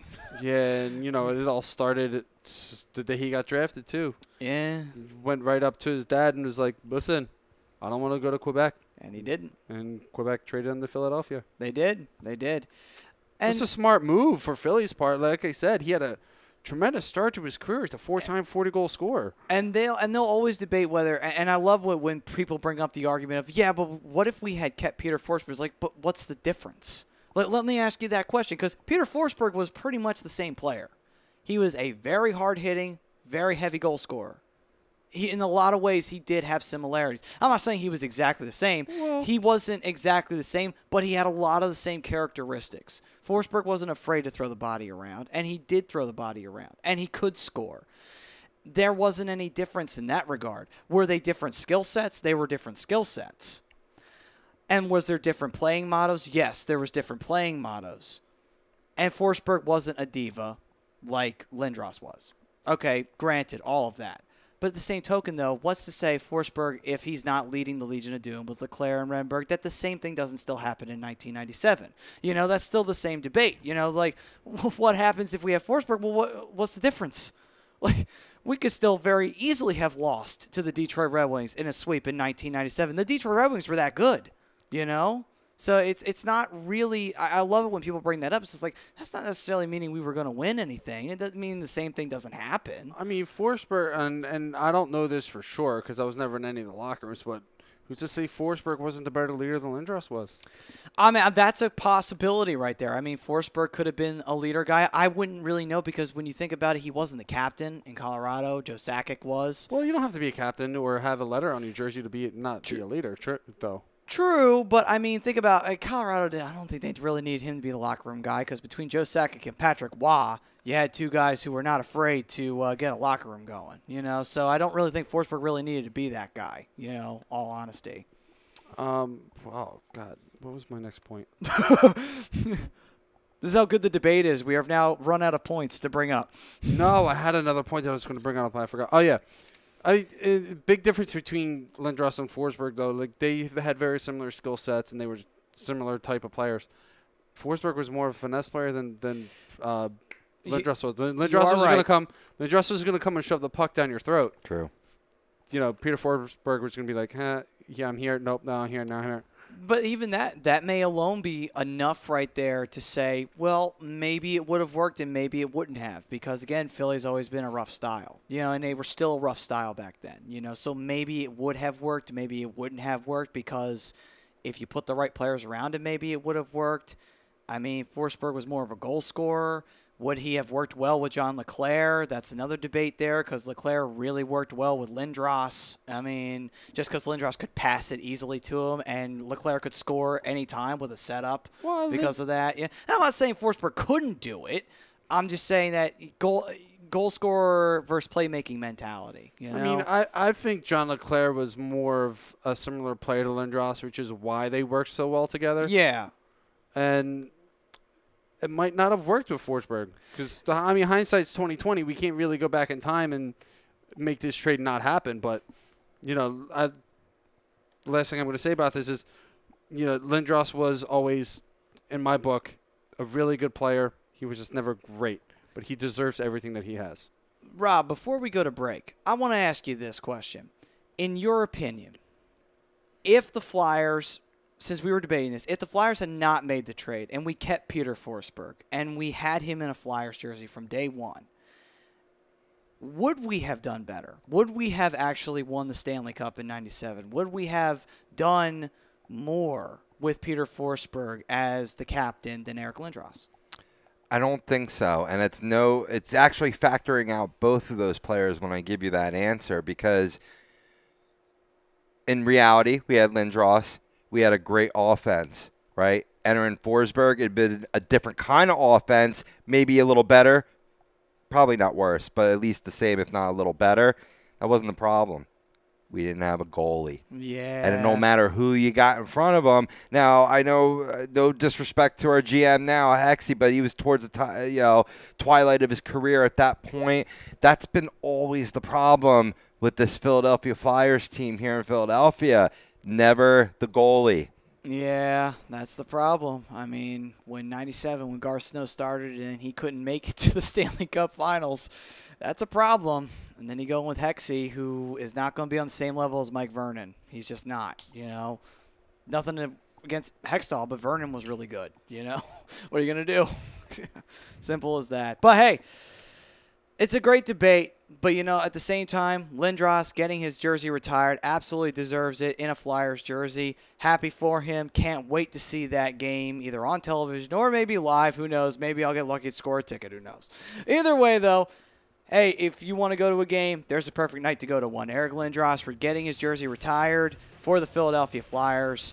When we come back, we're going to keep diving into history, and we're going to talk about our great favorite Flyer moments on the other side. But first, let's talk to you about the Soap Stash. They are the new soap standard, and you can give them a call at 844-890-3197. And you can treat your skin with the only soap you'll need. They have the best nutrients with the highest grade carrier oils that are ingrained in all of their products, which are 100% natural. None of that synthetic shit that everybody else likes to shove down your throat. It's all natural. And they even have some new, what are they, CB oils? Or CBD oils, CBD yes, ingrained oils. in their products. Great for anxiety, depression, just elevated mood. Nice. Nothing better. Nothing better. Not only are you getting clean, but you're feeling better along with it. So, if you're probably debating, if I don't want to call them, how can I get a hold of them on the web? Well, you can look at them at www.soapstash.com, or you can place your order at Soapstash LLC at Facebook, message them, and they will take your order right there. That's the Soap Stash, the new soap standard. This is the Hockey Happy Hour on A2DRadio.com. We got the greatest Flyer moments from our history coming up on the other side right after this.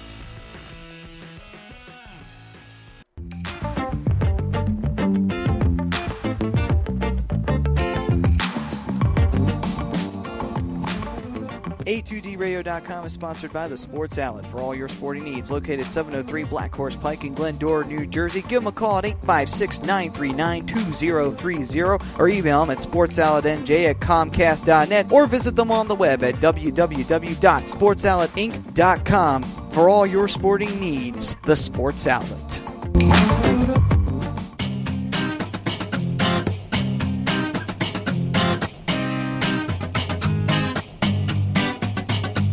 A2DRadio.com is proudly sponsored by Gibson Mayer LLC Certified Public Accountants. Gibson Mayer, located in Yardley, PA, is a leading accounting and business consulting firm with a proven track record of handling critical issues with expertise across many different industries, including construction, distribution, hospitality, manufacturing, real estate, service trades, merchandising, professional services, and professional athletes. Give them a call at 215-369-3300. That's 215-369-3300. Your initial consultation is always free, and if you tell them that Tom and Mike from AM and the PM sent you, you'll receive 15% off all income tax services completed by February 15th. That's Gibson Mayer LLC Certified Public Accountants, 215-369-3300, or visit them on the web at www.gibsonmayer.com. That's gibsonmayer.com. You don't have to speak it for yourself. You're also reading my mind when you say it.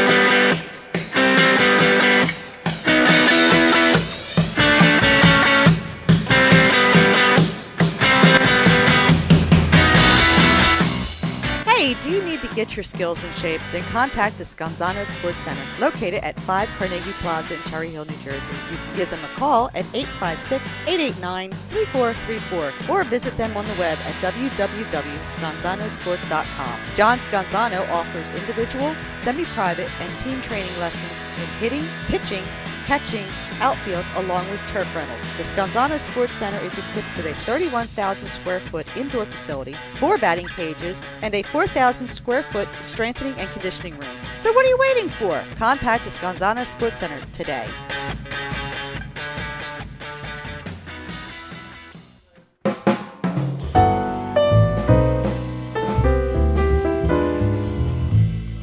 Fellas, you ever come in from that baseball or football game and your woman won't come near you because you stink beyond belief? Then you need Soap Stash. You should never settle for a generic hygiene product that only covers up the stench. Treat your skin with the best nutrients. Feel clean with the only soap you'll need. The highest grade carrier oils are ingrained in all of their products, which are 100% natural and terrific for your skin.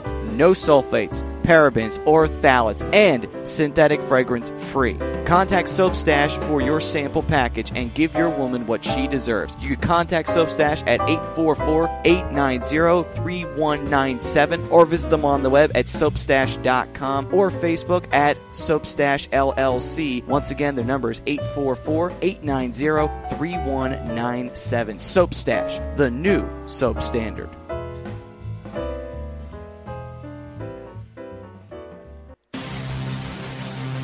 Welcome in to the worldwide leader of what? Real Talk, AGDRadio.com.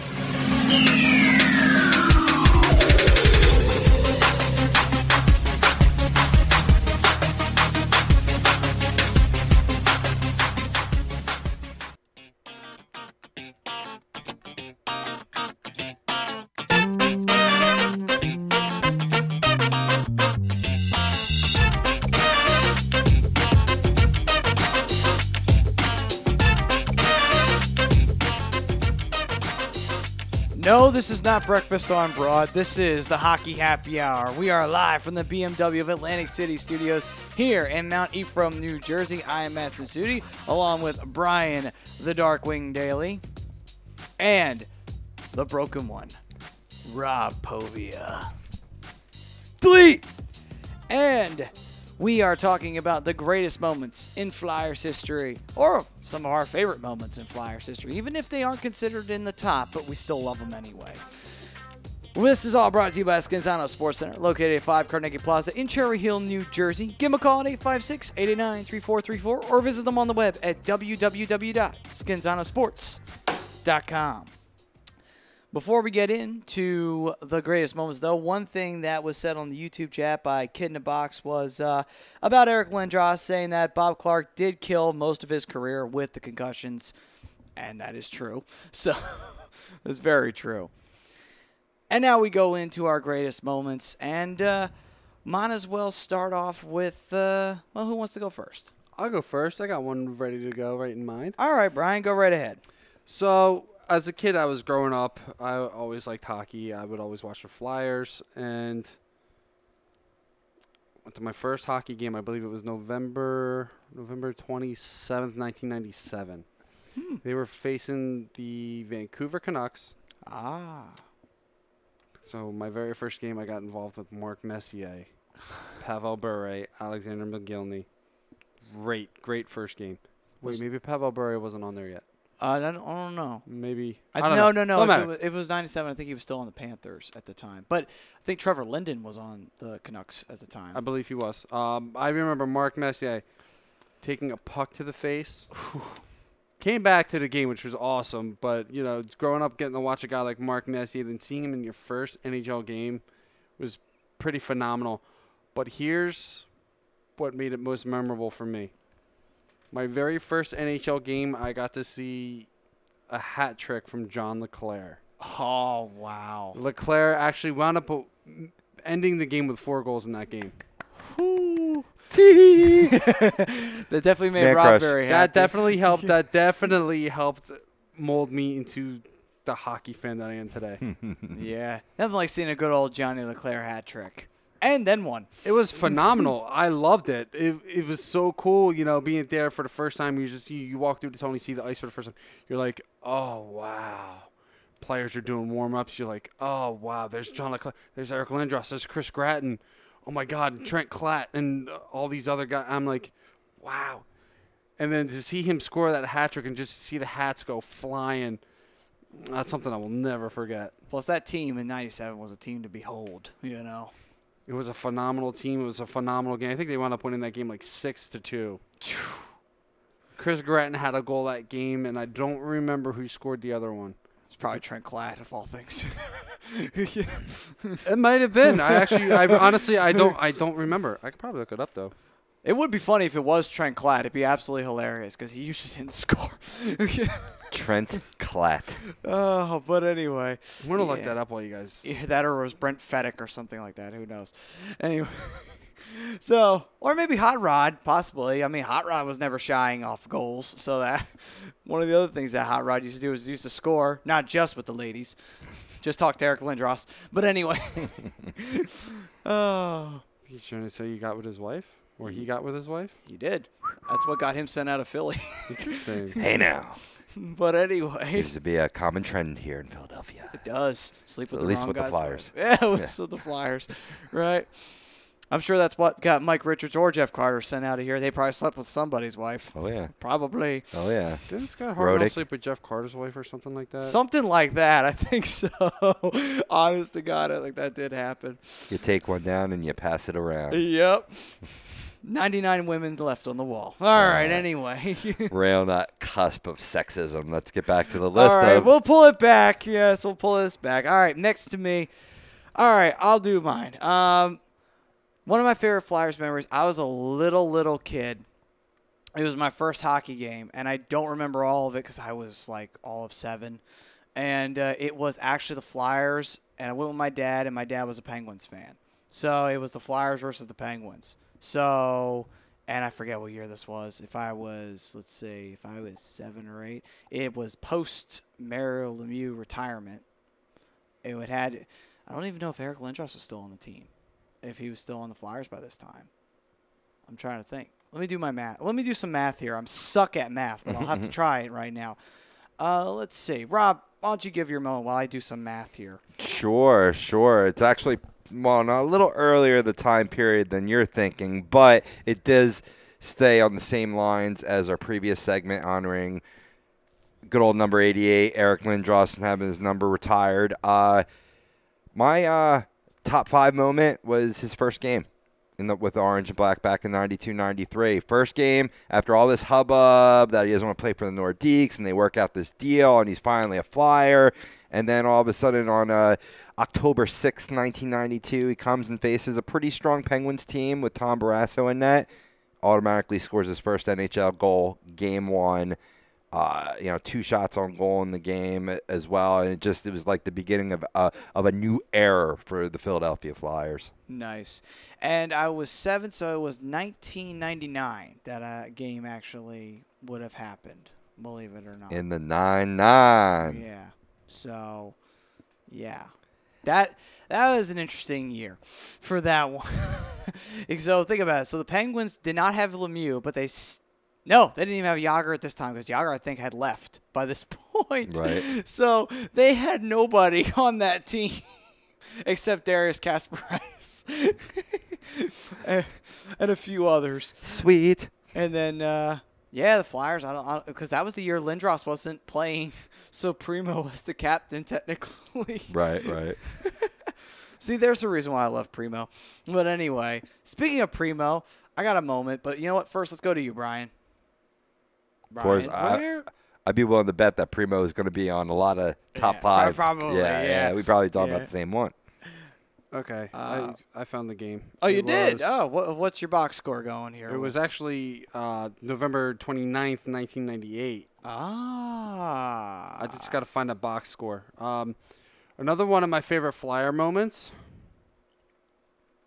would probably be the first opening night game I ever went to. It was just recently, probably 4 or 5 years ago now, against the Washington Capitals. Just the experience there was actually really cool. They had all kinds of things to do outside, and inside and just going through all the player intros, and it was really something to sight to behold, and just the energy in the arena. It was so much fun. Oh, it had to have been wild back then, man. Just considering the fact that it was the Legion of Doom era. Good God, the crowds must have been ferocious back then. Oh yeah. But did you see who scored? Hang on, I'm bringing I it know up the Leclerc right thing, now. but Flyers. anyway. So my moment coming from the Keith Primo era has got to be when he tied that game up against Tampa Bay Lightning, and then we went on to win that game from Simon Gagne, who was my favorite Flyer of all time, is Simon Gagne. Simone. That cemented his spot because let's be honest, that was great. You know, seeing the Tampa Bay Lightning, who had the Flyers at that point dead to rights, you go into Game 6 back in Philly, you're like, oh, man, the Flyers are going to survive this because LeCavier was at his prime, Saint Louis was at his prime, Cabby Bullen was playing lights out in net. But sure enough, though, that team, man, they could not be stopped at that time, and they just kept pushing. They wound up tying that game with Keith Primo, man, tying that game. It was so awesome. That's such a great moment. Keith Jones got that last goal. Jonesy. Keith Jones. Jonesy got it. Nice. And now that I'm looking at this box score, this is pretty cool. Eric Desjardins had 2 assists in that game. Rod Brindamore had 1. Lindros had 5. Jesus. He had 5 assists. Let's see. It was 6-2. So who scored for Vancouver? Dave Scatchard scored for, and Bill McCult. Bill McCult. Holy Christ. Who was playing McCult? on the... Well, let's see. Adrian O'Coin, Murray McCall. Baron. And McAllister. Oh, Trent Clatton was on the Canucks. Oh, okay. I knew I remembered him in that game. Oh, my God. team. Matt Cook was playing. And Brashear was playing on the Canucks at this time. Good God. Chris McAllister, Brad May, Marcus Olin. I didn't even realize Matt Cook was that old. Like, seriously. McGillney must have been on the Devils at this point. He had to have been because... Yeah, McGillney was on the Devils by this time because he won a Stanley Cup with them. So, yeah, but Ben wow. Hennikin, See who else? Marcus Naslin, Brad, Matthias Olin. Brad May was on the team at the still. Steve Stouse. Oh my God, Peter Zezel was on the Vancouver Canucks at this time. He had to play for the Wow. Flyers too, didn't he? Yeah, Peter Zezel started with the Flyers. He was drafted by them in the 80s. So we're gonna run down the Flyers roster real quick here. All right, might as well. Dave Babbage, Rod Brindamore, Mark Burrow, Eric Desjardins, Colin Forbes, Chris Gratton, Jody Hull, Keith Jones, Jean Leclerc, Eric Lindros, Dan McGillis, Luke Richardson, Mike Sillinger. I don't know why I said Steve. Peter Svoboda, Chris Gratton, Roman Vopat, Valerie Zelaputkin, and Dinah Zubris. Zalaputkin. There was a name. Zalaputkin. Oh, man. I like it. That's a great team right there. All right, so I gave mine. I just Brian, gave mine. You gave Rob's yours, turn. and now Rob. My number 4 is a story I've told you before, and I'm not sure if I've said it on these airwaves before, but I will now. Maybe. 2004, Eastern Conference quarterfinals. I get invited to go to Flyers Devils up at what was the Brendan Byrne Arena at that time, in East Rutherford. Or was it? It might have been like the Blockbuster Arena. It might have just went corporate right around that time period. But in either event, a highly contested series. Of course, back in that day, any major sporting event, I was going in face paint. Of course. Full out. Had longer hair, had it all spray painted silver because that was part of the color scheme of the Flyers back in that era. Had the face all blacked out, and then I had my eyelids all orange. So when I shut my eyes, all you could see was just the orange and the black face. It was great. Oh, that's weird. So we go into the stadium, and of course I sit down right next to a 6'4", 300-pound Devils fan that is also in full face paint, all red with latex horns. Wait, his name happened to be Patrick Warburton? Maybe. I never you know caught what I'm his talking name. about, right? No, Patrick Warburton. Yeah, from Family Guy, Yeah. Seinfeld. Either Yeah, that, that'd been cool if it was. It wasn't. or maybe it was Kevin James because he's a Devils fan too. Right. So, of course, we're ribbing, and he was a good-natured guy. You know what I mean? We had a fun time. We were both good sports fans there. And, in the playoffs, it got a little heated at certain points during the game, especially as the Flyers went up 1-0. Then they went up 2-0. Then they went up 3-0, and finally the game ended with a nice big old shutout for Robert Esch. 3-0. Flyers took, really a hold of that series. It's just a great memory of mine.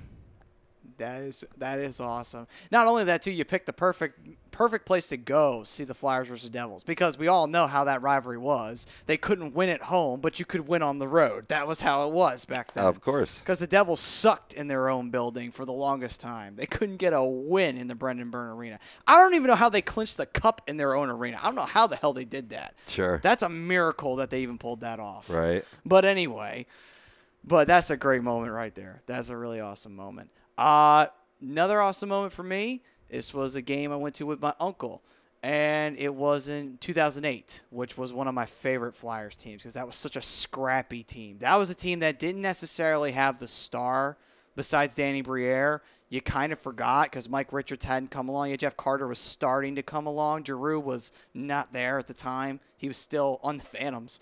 And that team was just so scrappy because they could beat anybody. It didn't matter who they faced. They could face the best team in the NHL, and they could still beat them. Don't know how they did it, but they would do it. It was ridiculous. Right.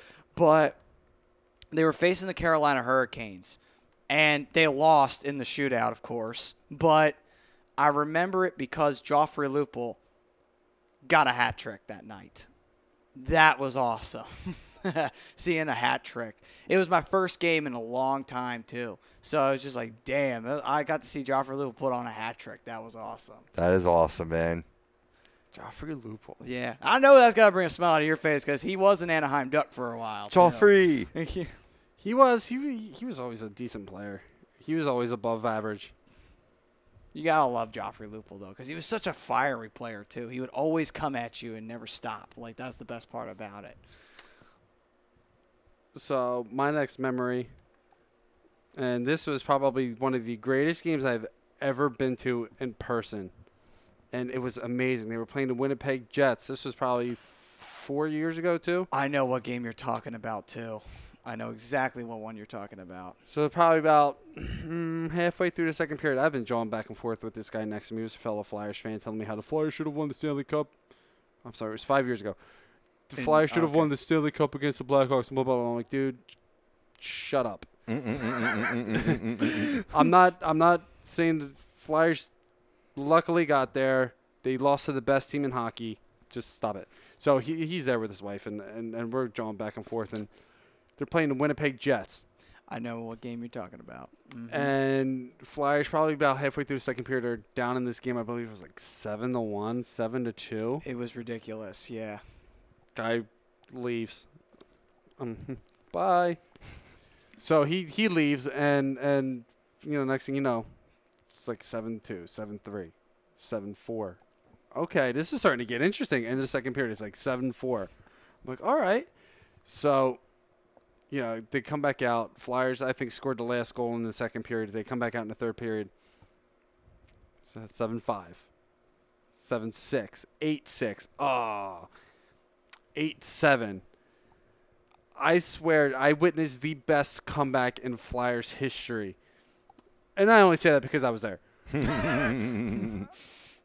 Next thing you know, it's 8-8 with like a minute to go in like the third period. And I'm going nuts. I'm like, this is so much fun. This is so cool. The arena is buzzing like I've never heard it buzz before. And I've been to a playoff game, and it didn't buzz like it was buzzing now or at that time. And next thing you know, it's 8-8. We're going to overtime. I'm like, oh, my God, I can't believe this numbnut dipshit next to me left and never came back. Next thing you know, overtime starts. The place is buzzing. The roof has already been blown off this place. Flyers wind up losing 9-8 in overtime. And despite the loss, that was one of the most fun games I've ever been to. And you know why I know that game? It was the very first time the Flyers were playing the new Winnipeg Jets. It was the very first time. I made sure I was there for that game. And, I'm going to make sure I'm there for when the Flyers play the Knights and hope for something similar. Well, let's hope that it goes in the Flyers' favor. Well, I mean, of course. Time around, Of course. Rob, what you got in that memory bank? My number third is a fan favorite. I wasn't there to witness it, but I was at home celebrating and grinning from ear to ear. It was Jeremy Roenick sending the Flyers to the Eastern Conference Finals with an OT goal back in 2004. I remember that game. That was a good game. That was a good game. What a fantastic overtime in Toronto on enemy ice, and the celebration was just raucous. And that was actually famous for, what was it, Sammy Kapanen got absolutely crushed, and he was so out of it. He was trying to skate back to the play. Primo had to bring him back to the bench because that's how bad how gone he was. Who did they play? And Roenick just jumped onto the ice and scored out of nowhere. Who did they play in that series? Because I remember the hit. I remember the goal. I just don't remember who they played. Oh, Toronto. Then Toronto had they had Ed Belfour in goal. Of all things, Ed Belfour. And they still won.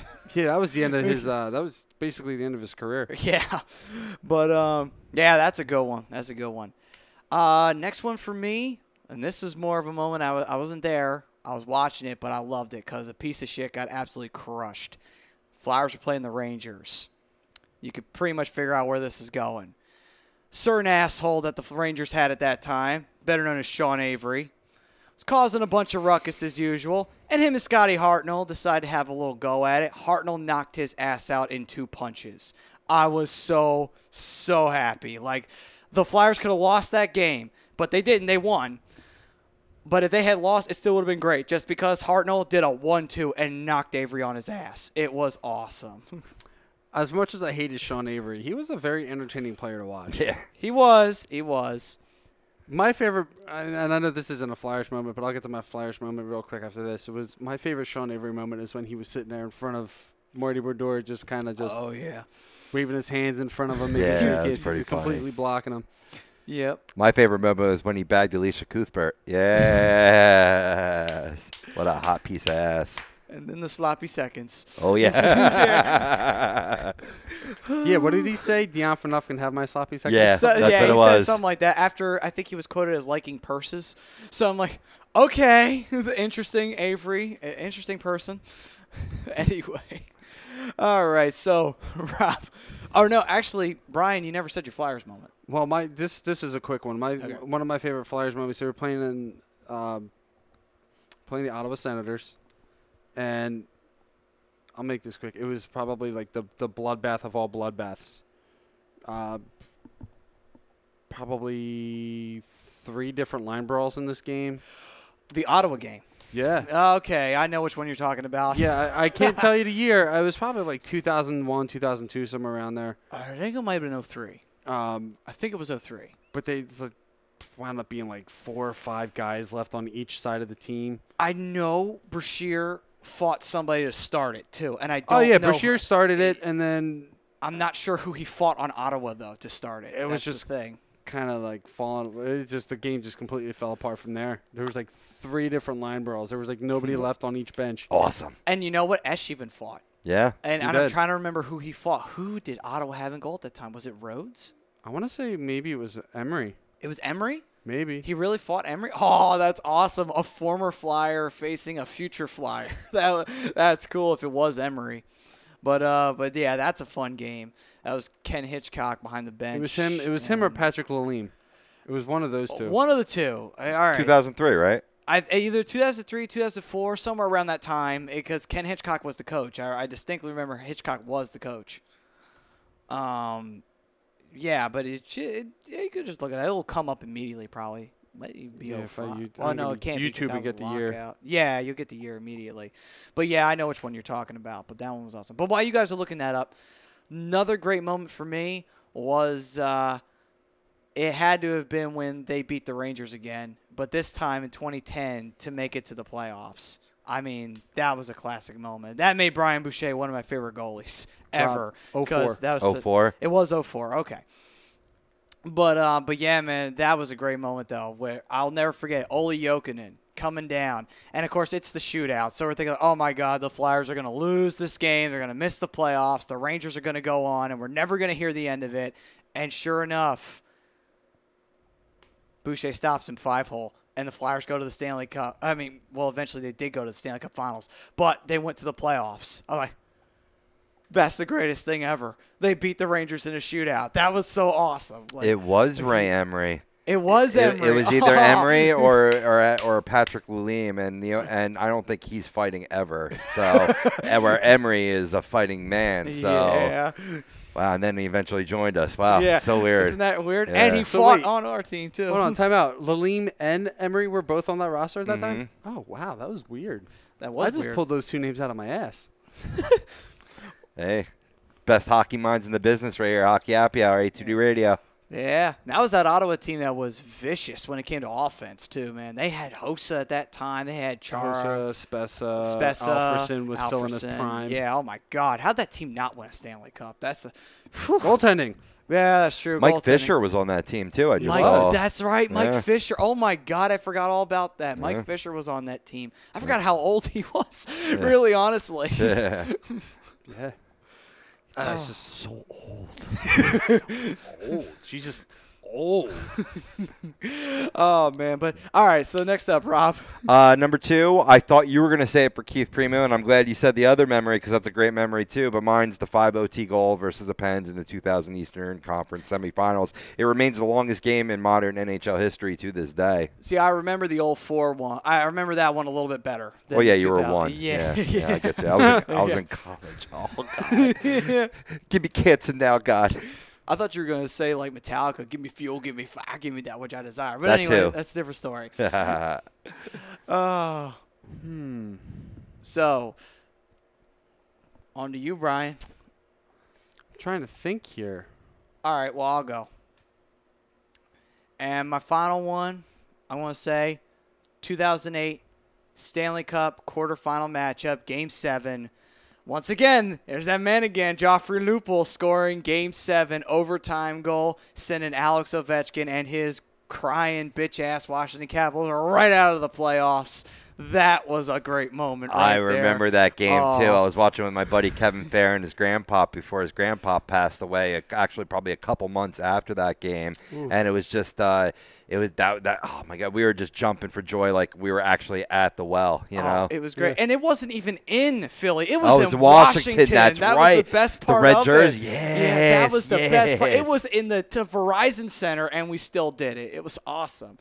You got it, Brian? Yeah, I'm good. I'm ready to go. All right, go right ahead. So this isn't really directly Flyers related, but it happened during a Flyers game. You remember that game against the Toronto Maple Leafs where the fan fell in the penalty box? Oh yeah, Oh, Ty and- Domi. Ty Domi. Yeah. And he got the shit beat out of him by Ty Domi. It wasn't even a fan in the front row. It was some guy that came flying down from like 2 or 3 rows back and was just leaning on the glass trying to swing at Ty Domi. Next thing you know, the guy's got his jacket pulled over his head and Ty Domi's wailing on I him. thought that was a Flyers game, no? It was a was Flyers game. Flyers It was a game. Flyers game. It Oh, wasn't but not- directly Flyers right. related. Gotcha. Yeah, and it was in Understood. Philly, too. Oh, Right. my God. Yeah. Just see the referees just flying into the They had to. penalty box. That They had to for that Poor fan's guy. sake. For that fan's sake, they had to, or he would have been dead. Like, Ty Domi would have killed him. But yeah, anyway. like some fan was like ragging on Ty Domi. If none of you remember this, Oh, and then you have Ty Domi, he's just squirting his water up there, and next thing you know, the fan from like 3 rows back, I guess he got hit with the excess spray and just flies through, leans on the glass, and the glass just gives, and he falls into the penalty box. Rob, what's your number one moment? Who else could it be? It's Johnny Leclerc, his first 50-goal season back in 95-96, the first of 3 consecutive 50-goal scores. Johnny Leclerc, Pobia's man crush, Teehee. True. That's awesome. Nothing like Leclerc. And also to, once again, just piggyback real fast on that Ty Domi one. In Ty Domi's defense, I'm not mad with him for that. He gave fair warning to that fan. That fan's just an idiot at the end of the day. He got his ass kicked like he should. drunken fool. Yeah, he got his ass kicked like he deserved. But anyway, that will do it for this walk down memory lane and the Hockey Happy Hour. It is time for last call. And we will see you all next week with some more Flyers analysis and more hockey action.